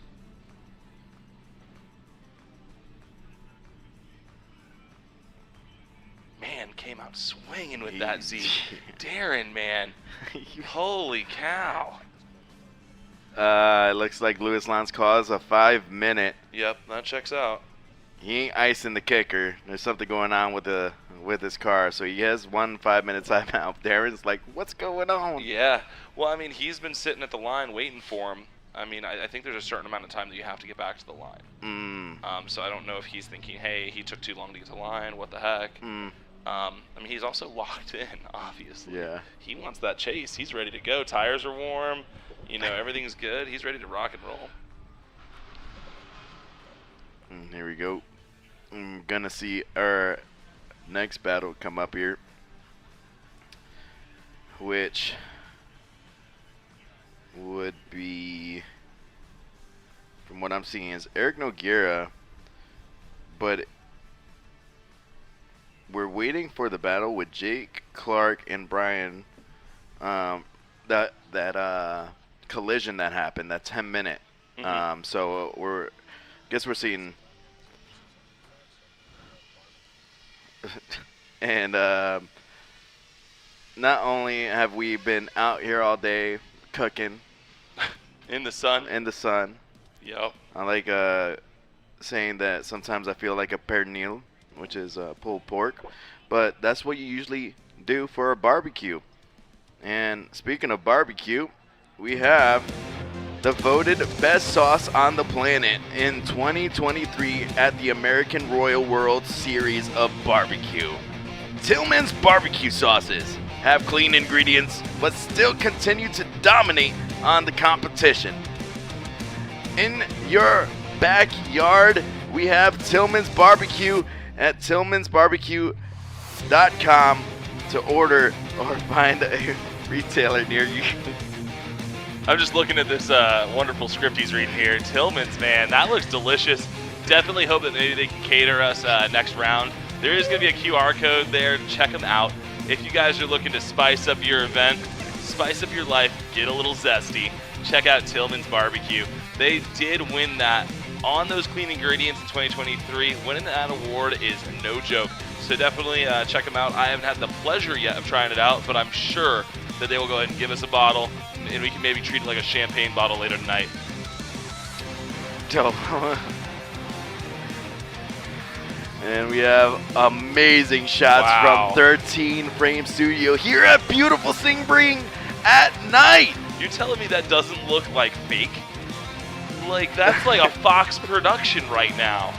Yeah. Like, I mean, goodness gracious. It's beautiful. That's there. syndication right there. Syndication. That's a good word. I like it. Vocabulary, man.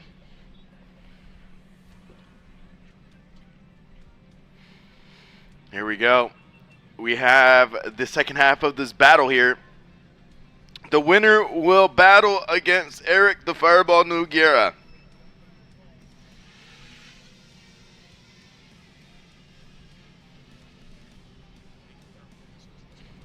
This is Jake Clark versus Brian. Jake is in the chase.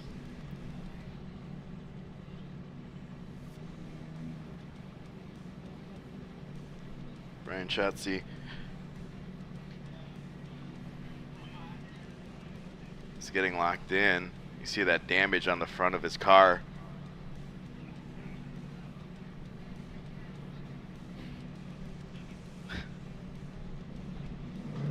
Here we go. We got the lights.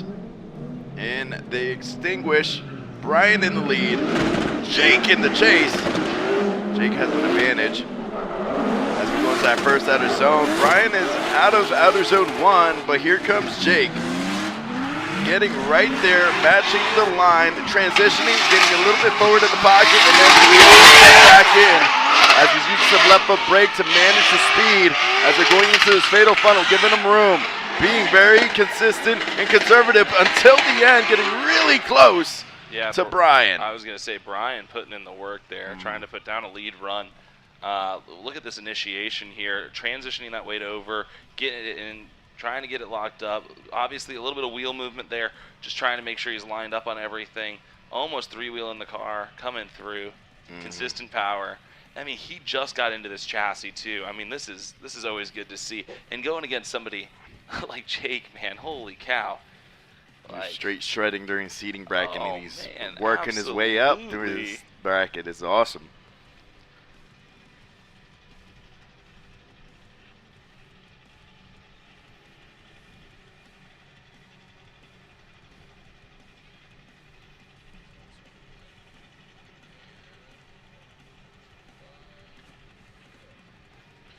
And it looks like we got a decision. Jake Clark gets the win and moves on. Well, well, well. We got Jake Clark versus Eric. Well, well, well. I'm interested. Look who it is. Yeah, I'm very interested on that battle. I'm excited for it. You got Jake Clark. That's just a very, I guess, a scrappy style, I would say, as a driver. And then you have Eric, who I like to consider a more of a samba feel.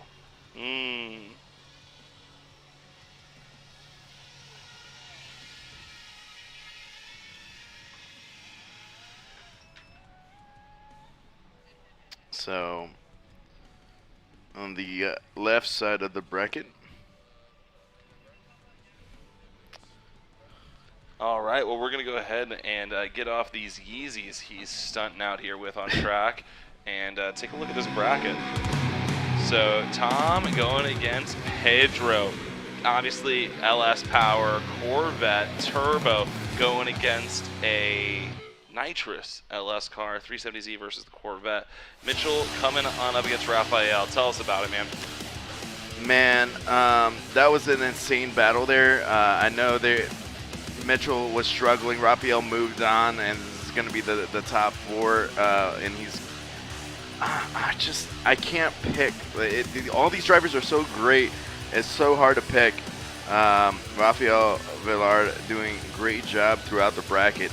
But the one thing I'm excited for is what I said before, the Jake Clark versus Eric. See, so. I'm over here bated breath waiting for Darren to come back with Lewis Lands. I mean, obviously we had the car issues. Yeah. You know, not sure exactly what was going on with the car. Seemed like maybe, you know, he lost connection to the battery and it was just purely running because it was on, trying to live off that alternator. Not really sure exactly what was going on there, but excited to see that he was able to limp it off the track, and hopefully with that 5 minute can go ahead and figure out the solution. Hopefully it's just a simple ground wire or something small, but clearly turning off the lights and limping it back wasn't a good sign. Yeah, and looking at Lewis, we know he's an aggressive driver. It's very uncharacteristic for him to kind of have that situation where he has to limp back, call the 5 minute in the middle of a battle like that. He didn't make really hard contact with Darren. He just rubbed that tire on his door. Oh, found the 10 again. It's a hazard being this tall and this small of a 10. We definitely want to thank this bracket that was brought to you by Scorpbot. You have Tom Mermanod. Tom apparently saved someone's turtle in the chat. Really? Yeah. I didn't fact check it. I'm not like a reporter or anything, so. Tag US Drift Circuit on the video. It's gonna go crazy. It's gonna go crazy. Here you go, you got Drift HQ, one of our main sponsors here. Tom Mermanod doing a buy run, it looks like. He's going through. I think Pedro had to bow out. He didn't have enough time to fix his car. Tom Mermanod, absolutely diabolical with that Chevy Corvette this year.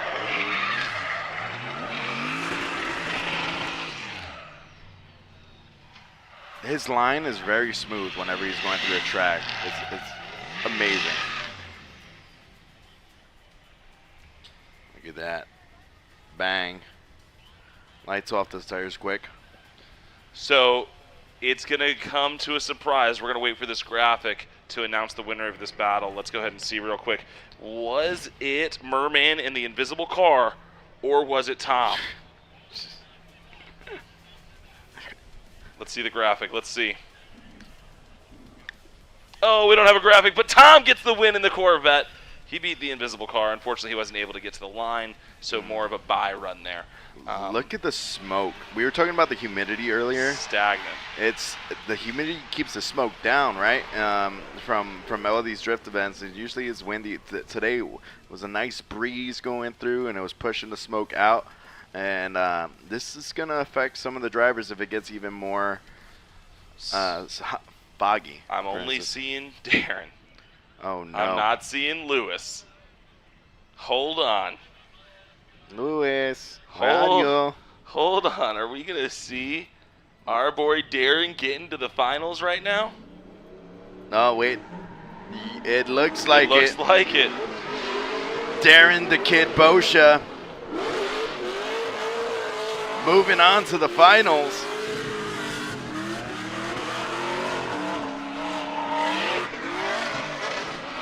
Oh, buddy. Hand out the window. Cheering on. Pumped as could be. Someone needs to tell him to put his lights on. Oh, we love to see it. We love to see it. Well deserved. Yeah. Good job. Chris Jackson says he doesn't win because the lights go off.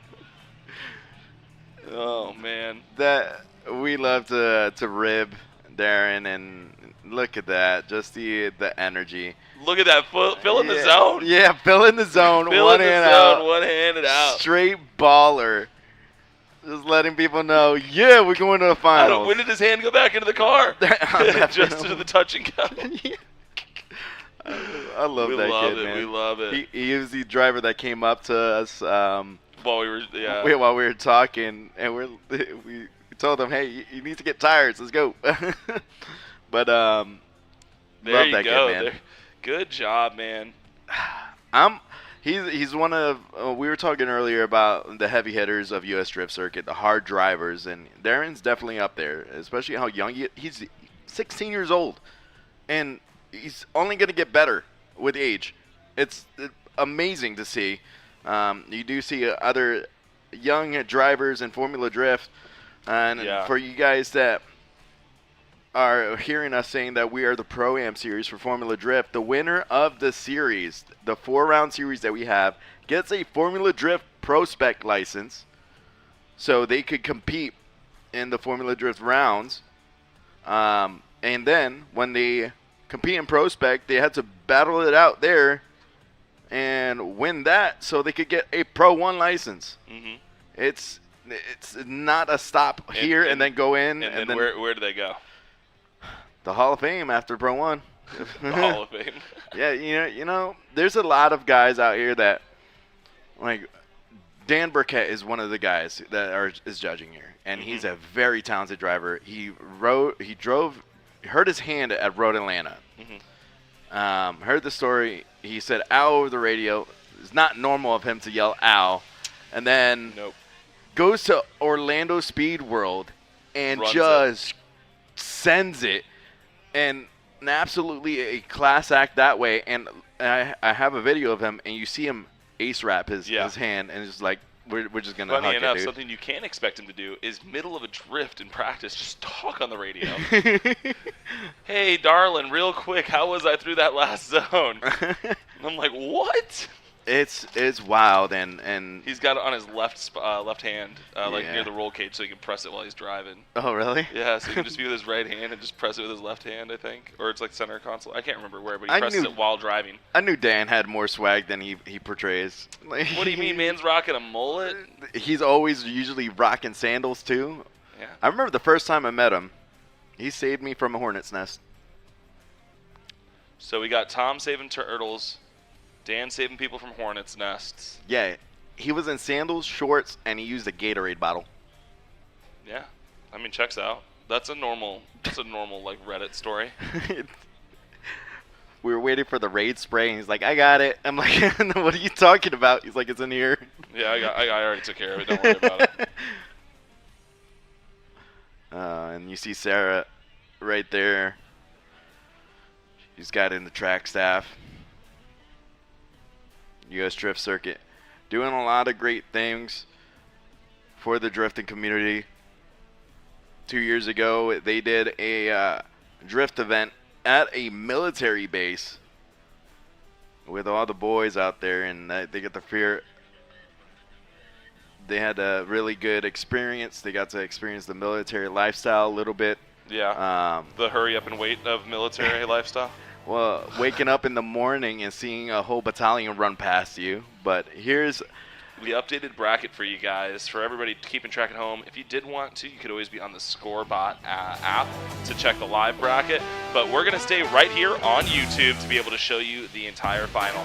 So we got Tom, and they're calling him a mermaid, Raphael, and Darren. And who do we think is going to pull it out? Do we think Eric Noguera or Jake Clark is going to go ahead and be the one to get into that top 4?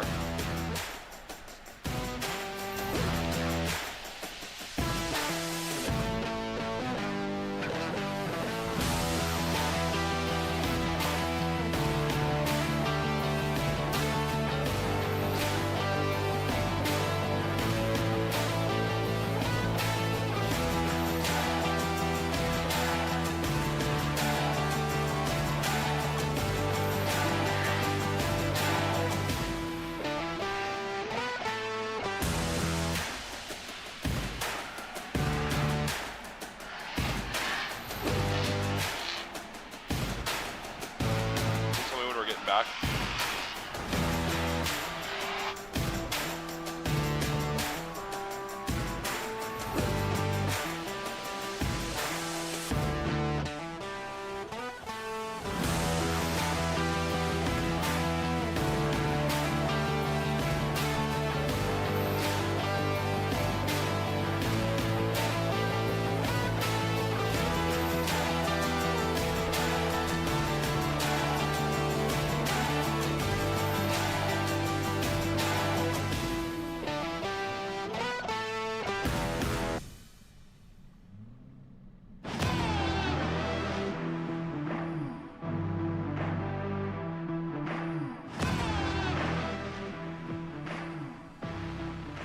Here we are.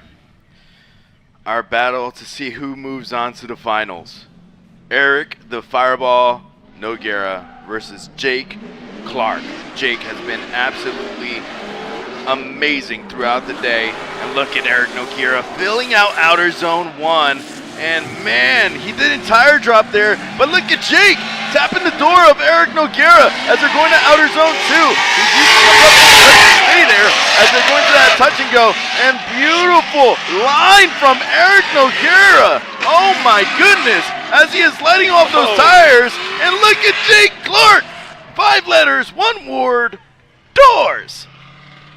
Jake Clark looking like a door-to-door salesman. Just I like hitting it. Absolutely staying with him the entire time. A little bit of a shimmy here at the beginning that you're getting to rewatch here.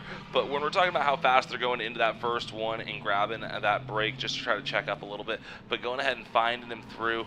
This is the final third zone here that we're doing. They kicked that cone all the way to the other side of the track, but sitting right there with him. And what a good job. He's really killing it. Jake Clark just showing up.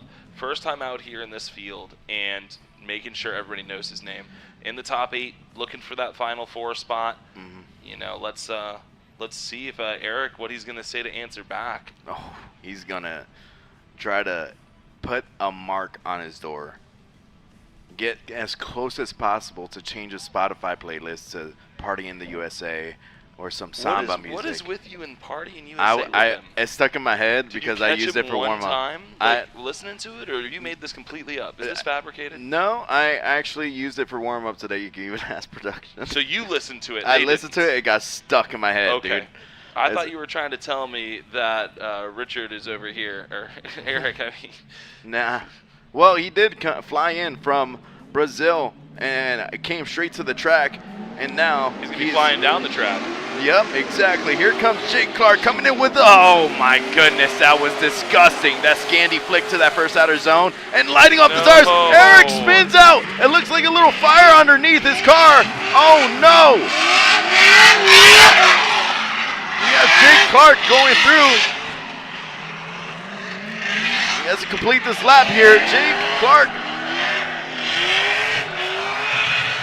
Well, I do not see anything fire-wise going on. The car does not sound awesome. It does not. So that's not preferred. Look at this. After outer zone 1, when he spins out, so fire shoots out. He's pretty constant with the fireballs. Oh, yeah. So he's inside of the... Boom, boom, boom, boom, boom. Boof. Oh, yeah. Big old backfire. Just sitting on the power, smoking out those tires.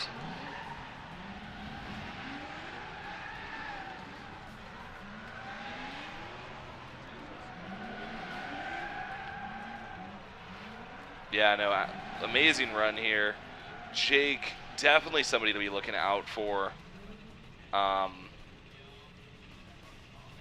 You know, also, with all the seasons I've been here, Eric has always been consistently in the chase for points. Yeah. Yeah, no, to see this was, I feel like something mechanical had to have happened. It's got to. Something unpredictable like that. You see the line right here, and his lead is great. And then spinning out on a chase, that's something that... Yeah, for no reason either. Yeah. So, I mean, here should be us coming back. So, going in, nice charge coming through, comes off the power just a little bit, and then the car just rotates out. Huh.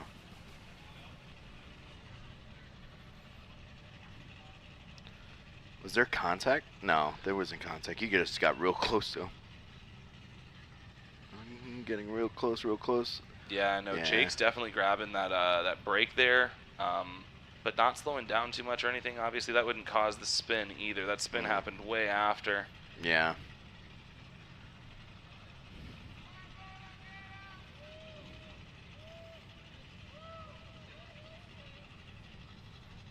Always at all the events, you have a lot of Brazilians out here representing. Tudo bom, tudo bem? Fala português? Ah, sim! Bien. I was at Tampa Fuel Fest. While I was heading out, they were just bumping. There's always a party whenever the Brazilians are around. And Oh man, they're some of the most welcoming people Oh, I've ever yeah. gotten to deal with. Very fortunate to get to hang out with a lot of them, and always a good party. yeah, the food is good too.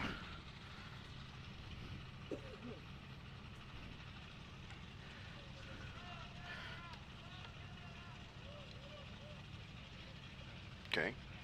Judges are looking at the angles here, making sure that they're deliberating on any possible aspect of it.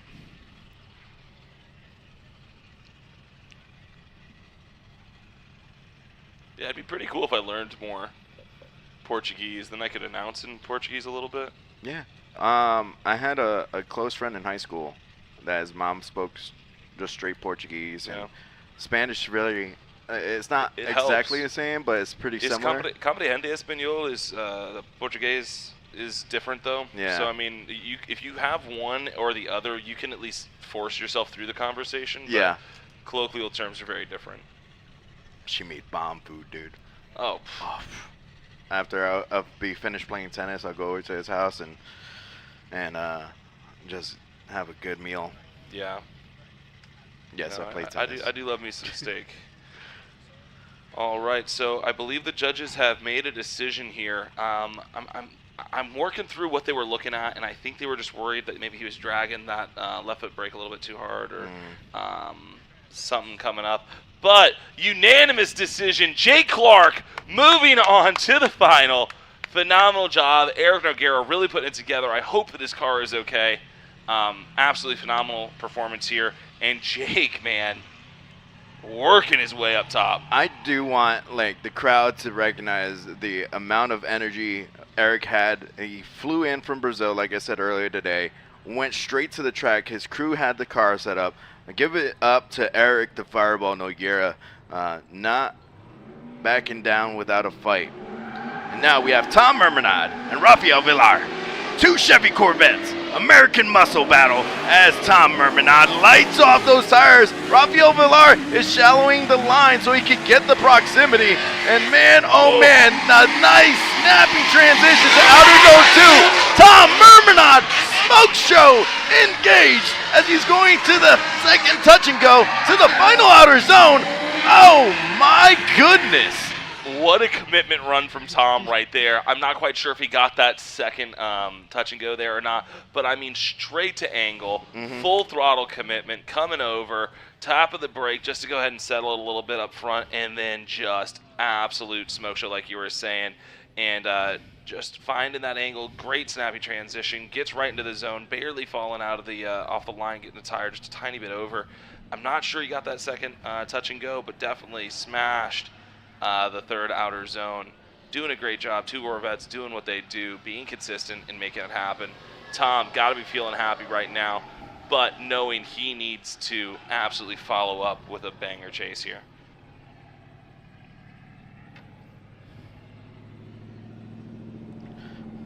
Tom taking the long way back to his to the line so he could cool down the car.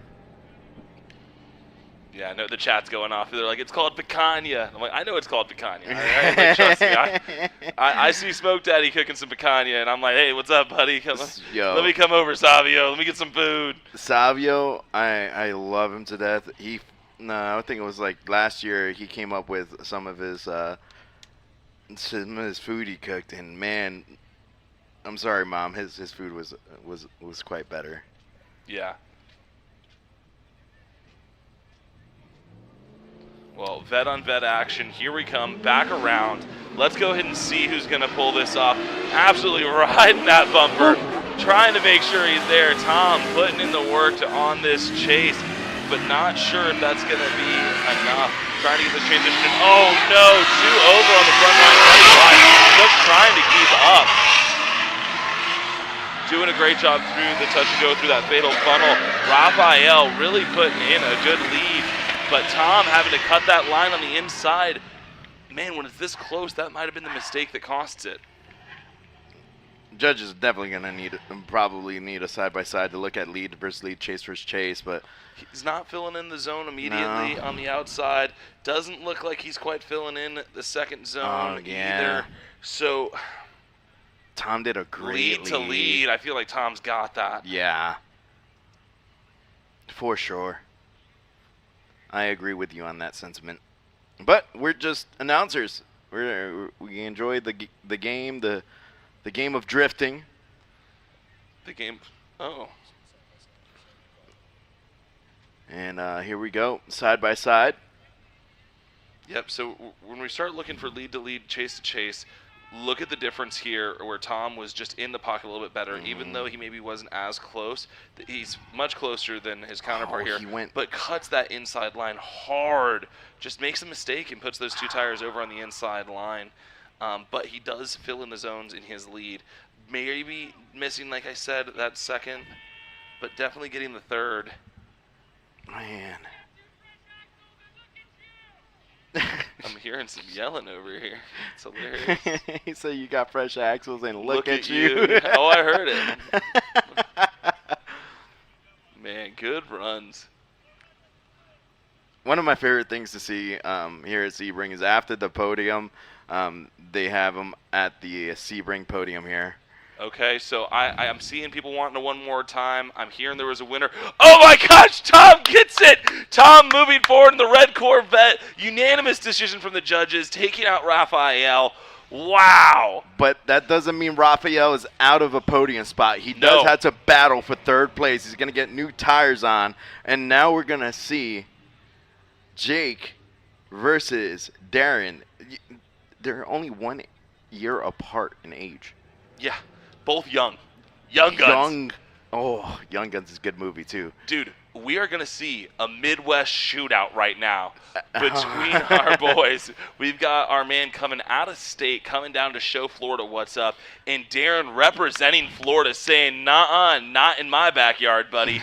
And he has been putting on a clinic out here. He's yelling, "Regulators, mount up." Yeah, man. I don't know what that means, but sure.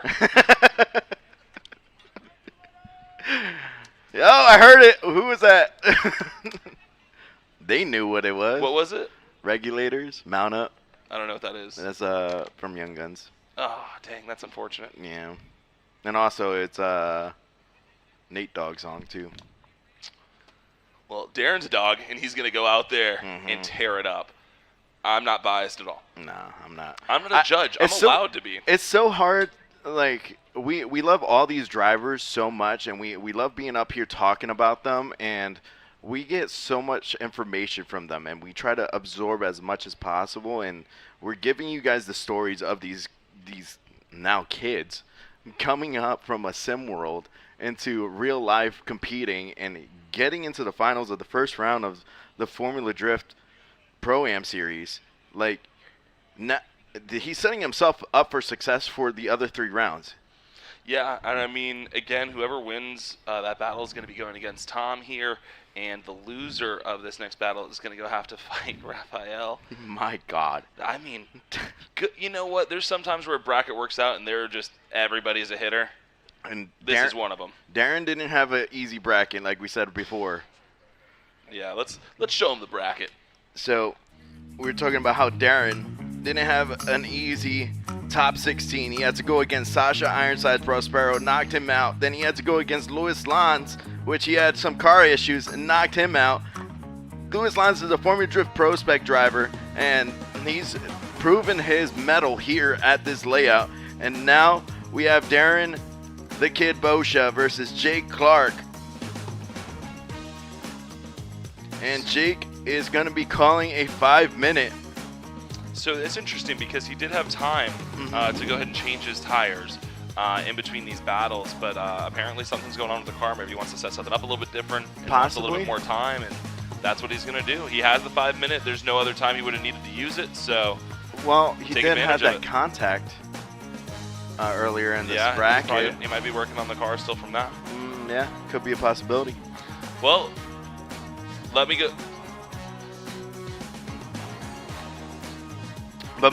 But most importantly, US Drift Circuit couldn't have been here not thanks for our sponsors. It's going to be Redline Synthetic Oil, our title sponsor here for the Formula Drift Pro-Am.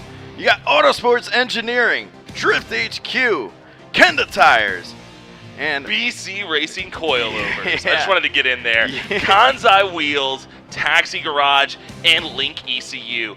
Also on there, helping out the series for the last couple of years. KBD, we got WOW. They've been doing a lot of the graphics, sign work, and everything out here. Big thanks to them. And we're just going to throw in Redline one more time because they are a huge thing. Veterans Trust out here, absolutely killing it. Jackson, it really just doing anything performance-wise down there, doing a great job. St. Lucie Tire, really putting it together. Want to thank all the drone guys out there. I keep forgetting the one drone company's name. I know it's FLYDAY, and the other one is Specimen.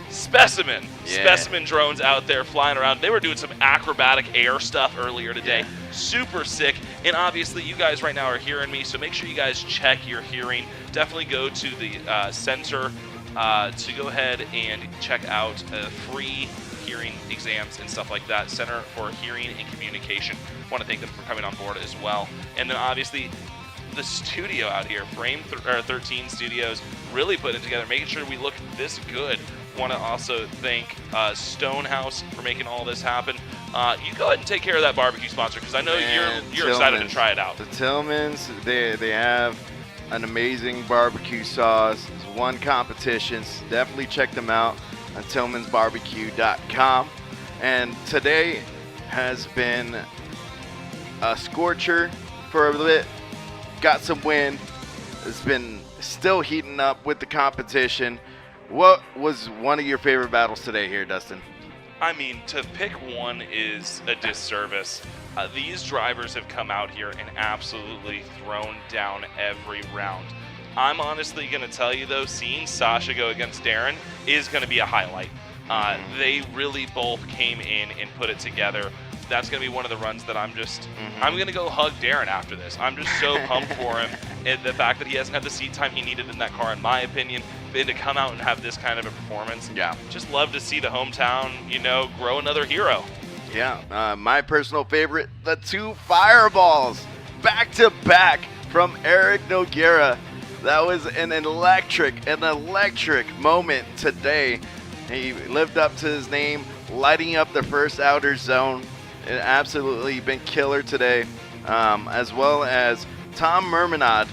Every battle he's been there, he's been just lighting off his tires. There's a reason why he's in the top. Yeah. So with that being said, we are going to go ahead and take a quick break just so that all these drivers can get their cars ready for this final here. We are going to be back in a blink of an eye. We can't wait to see you guys then.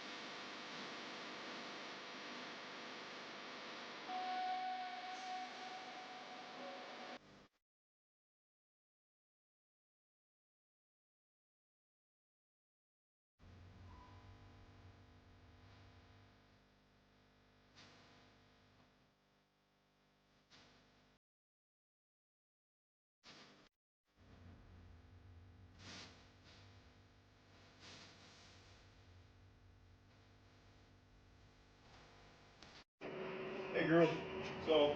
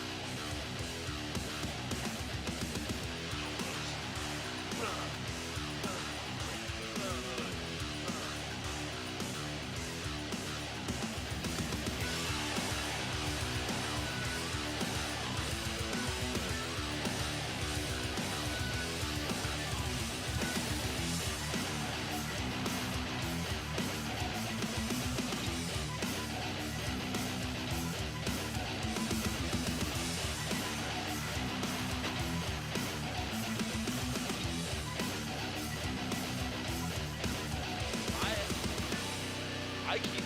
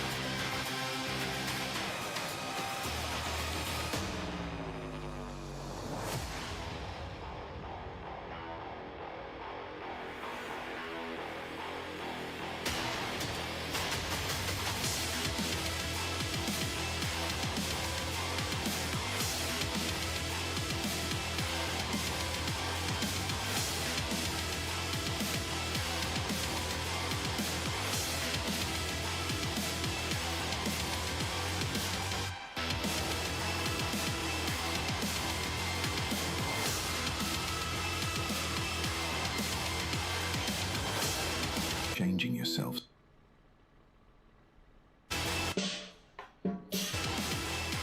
You don't need everyone to.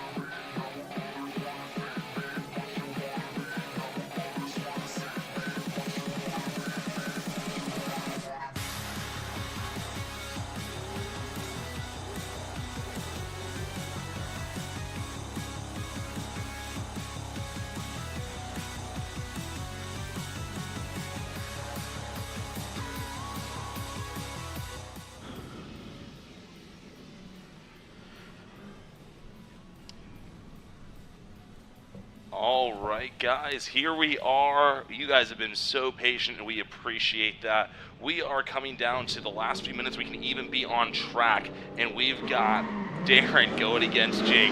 Darren's going to be in the lead in the Drift HQ lead lane. Coming up, Jake absolutely trying to send it in. Darren running away, trying to make some space here. Both of them putting down the hammer. Coming around in a nice transition by both of them. Absolutely crushing the driver and a slingshot forward with that whip. Holy cow, coming into the touch and go. Fatal funnel is making a lot of people, but not these two. Jake taking full advantage of Darren's slowdown to try to get that proximity back and doing a phenomenal job. Both of these drivers just got their driver's licenses in the last year or so here. Both of them can't even have a beer. And they're putting together runs that make me want to have one. It's been exciting with these two drivers. They've been absolutely on one. Jake doing fantastic in the seating bracket. Darren just out here putting on the work on all the drivers. He's fist pumping out of the car. And now we're going to have them switch sides here. Got Jake and Darren. Jake a little bit of room during that chase run. We'll see how Darren hears it, and he's gonna see if he can get it to his door. So we'll see as Darren flips it around. Here at historic Sebring. Jake Clark, Darren, the Kid Boscia. Yeah, man, I mean, let's see these boys put it together. Darren putting a little bit of effort in here, going a little bit. Let's go ahead and see what happens here. Darren said, I'm going to get it on your door and stay here through all of Zone 1. What a maniac putting it through. Coming around, Darren flicks it over. Coming through, and Jake Clark putting down a heater. Trying to get some space from Darren, not getting shaked off. Coming through the fatal funnel. Looking on this outside Zone 3. And both of them across the line. I know both of them have a smile ear to ear because they just ran a hell of a run. Both of us with our phone out because we knew exactly we needed to record this run. This is going to be a heater. You see Darren just diving into the pocket in our Zone 2. Either one of them moving against Tom is going to be insane. And look at how Jake is just smooth with it, just getting right to the zone. Jake did a great job there. There was a little hesitation from Darren, as you saw, but I mean, livery looks good, cars look good, both of them feeling good, that's for sure. Man, I can't wait to hear what the judges say. I can't wait to see the battle against Tom. Whoever gets through, Jake or Darren, that's going to be so good. And that battle for third, oh my gosh.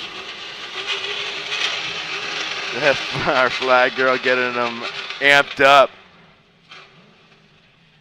Doing a great job. Oh. All right, let's go ahead and see. All right, the judges say, Darren's moving forward in the blue 350Z, getting the win on Jake Clark, going against Tom. Team No Tread in the final, battling each other. Two boys out from Tampa, ready to go ahead and shred. Florida holding their own, holding USDC down, not letting Jake get in there, but Jake now going to go ahead and battle Raphael to see if he can go ahead and get on the podium. I think Jake would be leading points. Even if he gets fourth, because of him placing so well. Yeah, in the podium. Possibly. And then What seating. kind of points are assigned to that? Do we know? We could look at that here shortly, and Scorpbot does a great update on it for the updates. Here's but our looking side by side on what the side. judges did. You can see Darren just got that proximity off rip, doing a little bobble there, but definitely closer, putting in that proximity. As you can see, Jake does a great job getting into the pocket once he's there. He's good, but just he didn't get in there as quick. And smooth run by both of them. When we look at the lead, though, we can see Darren just a little bit deeper into it, coming through the touch and go. Both of them doing a great job.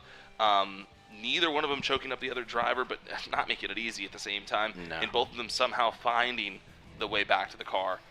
So, There's a reason they're here. Yep. And wow, are they doing a great job. It's going to be Jake versus Rafael Villar, Tom Mermanod versus Darren Boscia. Which the chat's got to be going crazy right now. They have to be, especially as Young Buck that's been just not only making ripples in the drift scene, but leaving track marks everywhere he goes here. We're getting them to switch tires, and then we're going to have our final 2 battles. Man. What an amazing job. And I just want to say, this is, I know there's been delays, and I know there's been little hiccups and stuff, but leaps and bounds on this live stream. Phenomenal job from the team. The hours and absolute chaos that we have been going through to make this happen. Very thankful for the team. Everybody, I hope that everybody gets to know that, you know, the chat's going crazy for you. Yeah. Everybody's saying, hey, the stream's doing a lot, and really pumped about this. Dude. What a final we're going to have, dude. We're going to have smiles right now, dude. The teams that we've been working with production, like we talked about it earlier in the day, we've had multiple production meetings to figure out what we need to do to make the series even better for you guys to watch at home. And hey, there's us. There's us. Yeah, right. But here's our bracket brought to you by Scorpbot, Darren Boscia, Tom Mermanod, guaranteed podium spot. And then we'll have Rafael Villar versus Jake Clark for the position. If they win, get 3rd. Yeah, Rafael, man, going against our boy here, Jake Clark. That's going to be a ripper of a battle, and that's what we're going to get to see next.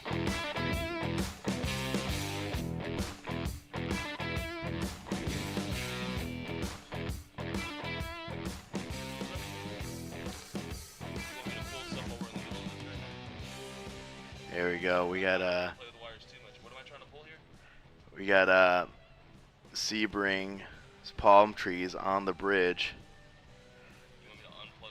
You can see us over here. We've been trackside the whole day to get everything situated, talk about the practice runs, drivers briefings. I mean, everybody's had a long day. Real talk. The first drivers meeting was at 8:30 a.m. First production meeting was 5 a.m. Woo. And they were working last night. Yep. On track. We also have to thank our media guys. We have a bunch of media guys putting in the work out here. Bunny, our head of media, not to confuse him by the bad Bunny. He's our good Bunny here at US Drift Circuit. Been doing a great job producing content. Yeah, switched over, I believe, to photos from video. Owen's out here getting some shots. I mean, the whole team's really come together, and it's not one person, obviously. It's a lot, just like the teams for these drivers. But at a certain point, it comes down to these drivers making it happen, and they're doing a phenomenal job. So.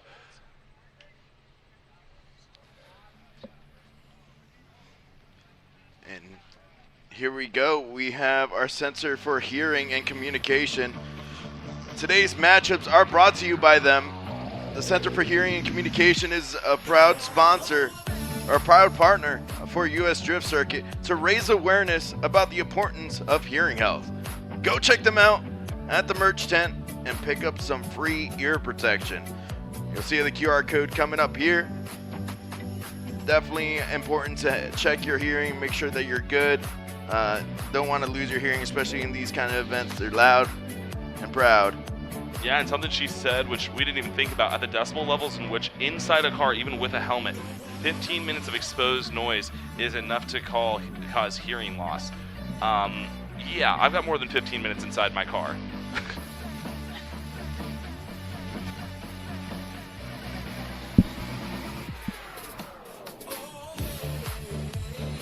All right, and not to be forgotten, I know we're talking about hearing and the importance of that, but another sense that's important is your taste.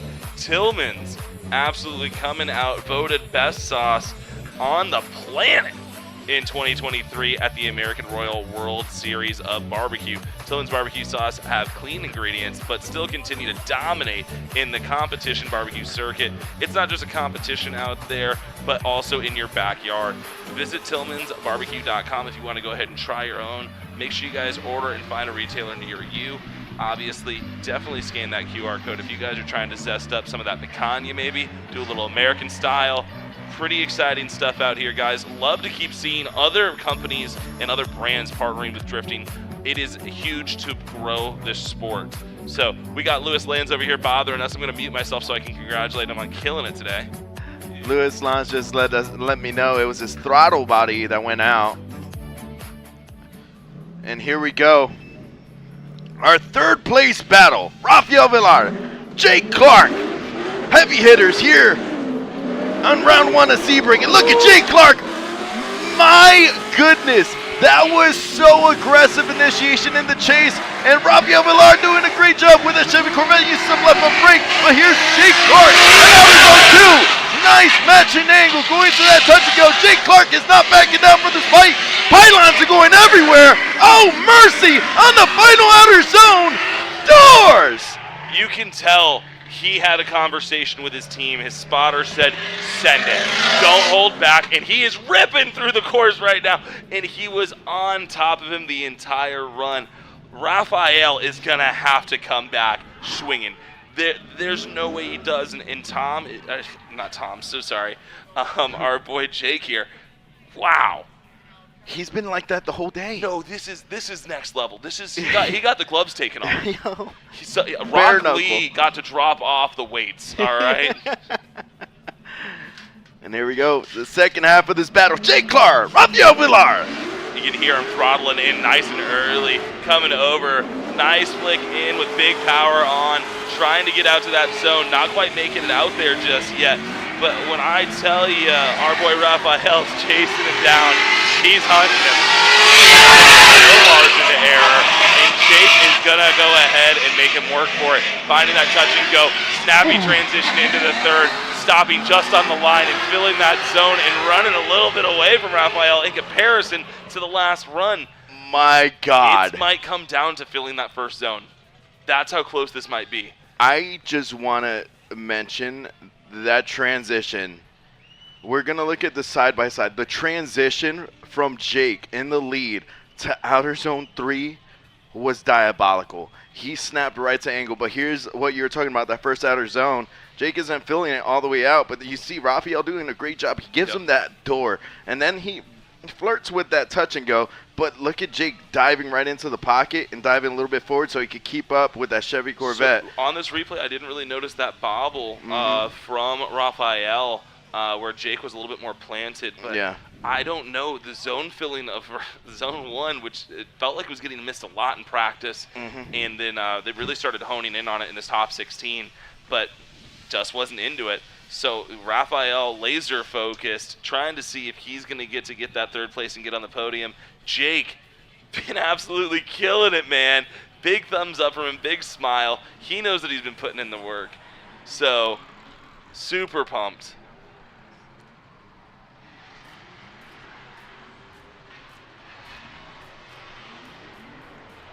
All right. This is the winner for third place. We got the first and second place battle going on in the burnout box. Going on already? They're doing burnout contests without us? And Jake Clark gets third place. Wow. Let's go. Tillman's Barbecue presenting an amazing smoke show. Jake really pulled it together. A little bit of damage. He earned it after a big hit. Still coming back out. Looked at his car. Took his 5 minutes just to make sure everything was sound. And goodness gracious, he did it. He freaking did it. From seeding to now and getting all the that's insane. And now we have Tom Mermanod and Darren the Kid Boscia. Holy cow. Dude, look at that photo. So professional and prim and proper. Tom, knowing that he's a wild animal, is crazy, and then seeing our boy Darian look like he rolled out of bed. Here we go. We're waiting for the green light from the track. And it looks like the thumbs up from Tom, thumbs up from Darren. This is what we've been waiting all day for. Here are the lights. Here we go. Tom Mermanod, Chevy Corvette. Darren in that C. And man, oh no, looks like possible tire drop on outer zone 1. And Darren is falling behind compared to what he's done before in the chase, was using that left foot brake to reel him in. And now going into this fatal funnel, Tom Mermanod is a little bit far away from that outer touch and go 2, but able to get that final zone. So Tom throwing great angle, absolutely doing a little 360 in the air from Darian. So we see on this initiation, yeah, Tom, as soon as he goes over to angle, grip, and just starts moving. Darren's trying to track him down, possibly that tire like you were talking about. The second zone here goes out, starts filling the zone up, and he starts reeling him in. Good charge coming through that transition. And on fatal funnel, Darren was expecting to go a little bit further out, but Tom just able to skim his bumper into that zone, or into the touch and go, and roll through. And man, what a good battle. We have one more lap of this. Darren Bush is now leading Tom Mermanod. Tom's getting told in his ear he has to send it. Definitely. Both of them know that there's no real big advantage there. No. Man.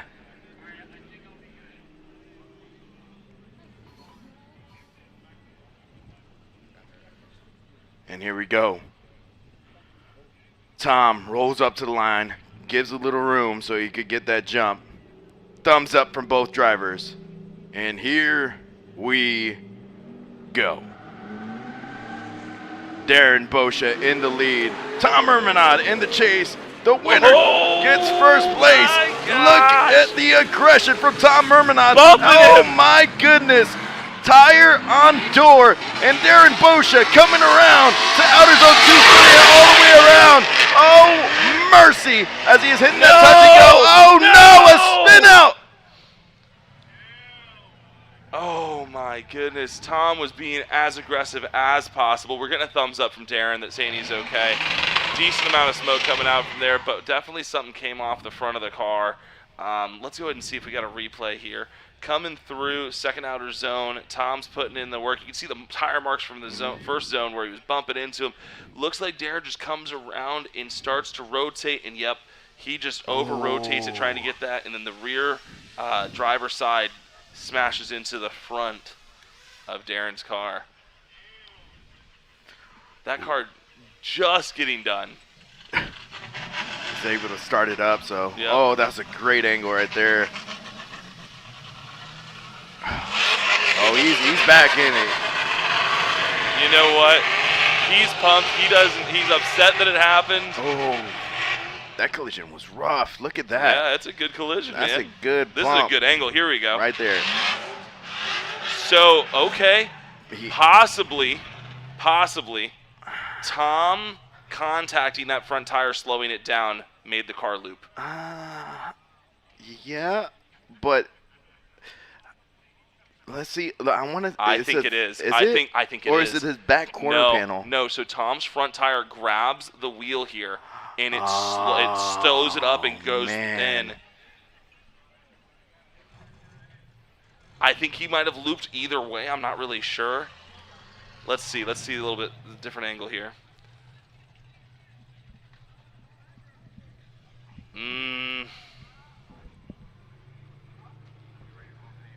That's going to be difficult for the judges.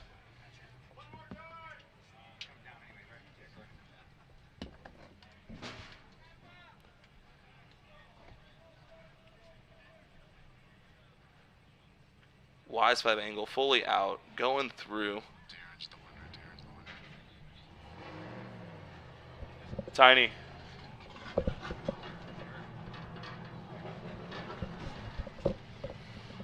All right. Tiny's doing the interview, so take it over. Am I going to announce it first? No, don't right, so I'm just They'll gonna announce pull. it when they're down there. Yeah, that's what I thought. All right, guys, we got a nice color palette out here. Red, blue, yellow. Darren, giving Tom a huge hug. Both of those competitors. The judges have made a decision, so they're pulling around. Absolutely phenomenal work. Jake Clark really earning that spot right there, and I cannot wait to hear my boy, Tiny, for the first time, getting to announce our winner. Super excited for him. He's going to be testing his mic out here in a second, so you might hear some tests. But what a battle. What an event. Everybody. Wow. I'm just excited. 2 Team No Tread boys making it happen, getting out there. Tom. Dude. Darren. You boys. It's okay. That'll buff out. That's KBD, right? That's fine. Not KBD? Man, that seems like the problem. Probably wouldn't have happened if it was KBD. Oh, he's checking all the damage. Man, what did you do to that thing? Tom, did you tell him he can't park there? You can't. Oh, my. He's too young. Well, you got 2 young bloods there, man, Tom. I don't know. Tiny, turn around. Tiny, turn around. All right, guys. I'm going to go ahead and pass it to Tiny. Tiny is on there, and he is making eye contact with you. All right, Tiny, take it away. All right. So today has been electric. We got some heat, we had some wind, and now we had sundown. There was some fireballs going off, not only on track, but from these drivers.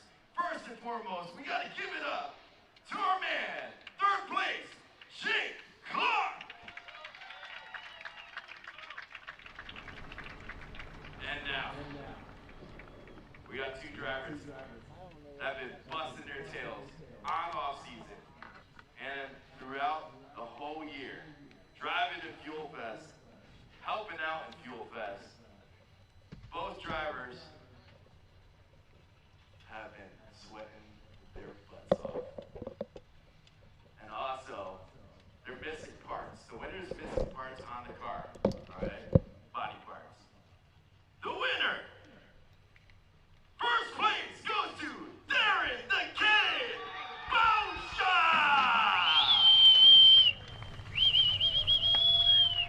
Oh, don't spray me. I gotta drive home. Make sure we get some questions with them. And man, oh man, 2nd place goes to Tom Mermanon. Absolutely slaying it out there. Darren. Man, you got soaked with champagne. You are a young buck here at US Drift Circuit. How does it feel? Round 1, first place, dude. Took 5 years to build this car. Feels amazing to be on the podium, especially with Tom Merman. I don't know how to say his name. It's so confusing. We need the other drivers out of the way. Ran right into me. Don't like that whatsoever, dude. Brand new freaking car. Come on, man. What the hell? Oh, we got the camera over here looking at us. Brand new car. Brand new. Brand new wrap. Brand new everything.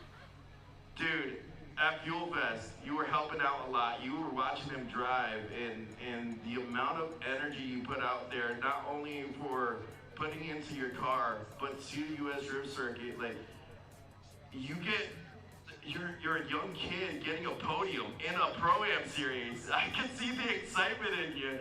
Like, what's the next step? What are you thinking about in the future? Maybe prospect, maybe not. We'll see. You think you're gonna knock down Tom Mermanon's dreams when he was talking about, oh, I'm going prospect 2027? Maybe. You hear that, Tom?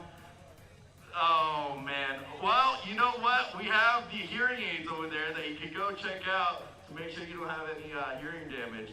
But ladies and gentlemen, Darren the Kid Bosha, first place here at US Drift Circuit. We have Chris Jackson with the cards.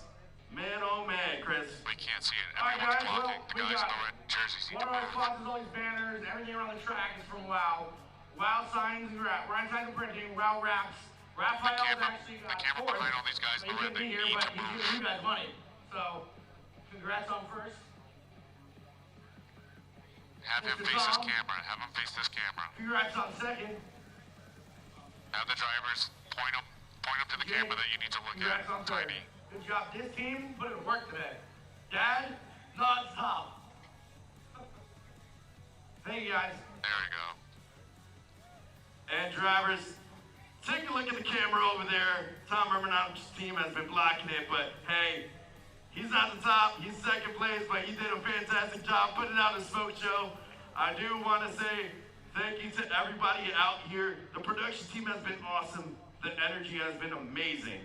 And first and foremost, Chris has been putting out a great show, putting everything out there, and giving it a good Give me 30 day. seconds off air. So, Sign us off. what I would like to tell you guys, follow the social medias at US Drift Circuit. Go to Instagram, drop a follow on there. 5,000 subs on YouTube. They're gonna put me in a ProAm car, and I'm gonna be crying the whole time. So definitely get that all the way up to 5,000 subs. And my name is Jonathan Tiny Warbe. The myth, the legend. Next to me on the mic was Dustin Motors. And I want to say thank you guys all for watching. We'll see you at round 2.